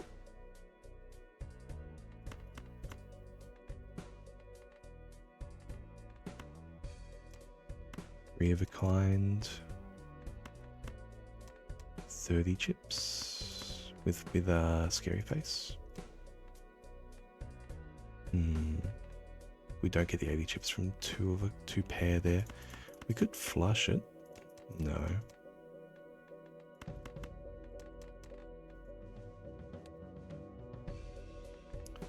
28 chips here is almost accounting there actually, so let's discard the jack and look for that king still. No, scary face 30 plus the jack's 10, yeah. It would be better, yeah, to miss. And play 3 of a kind, so we're just going to sell this Clever Joker now. I lose my gold anyway. All that greed for nothing, and I lose. Okay. If you can tell, this is why I have not beaten Gold Stake on Plasma. I'm not very good at this game. Sad breakfast, mate. I'm gonna wrap it up. I've got not too much to do this afternoon, but a little bit to do. So gonna do some stuff around the house. Thanks for hanging out. Yeah, I know. I've 2 o'clock is pressing on me. Yeah. I've got 12 minutes, so not gonna squeeze it in. Thanks for hanging out though. I'm probably gonna be trying to stream anytime I have time and I'm playing video games. So normally it's gonna be. Are you in Australia or are you out there in the world?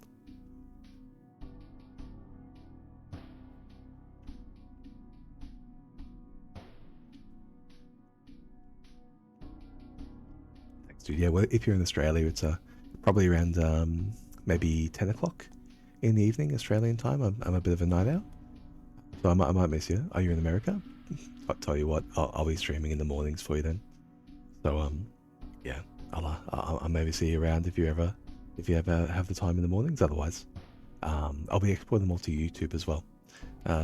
Obviously, if you're on Twitch right now, maybe YouTube's not the best for you, but yeah, no, thanks for hanging out today. I appreciate it. You're one of the first chatters hanging out in chat, so I've had a lot of fun. I'll catch you around. Yeah, good. All the best, right?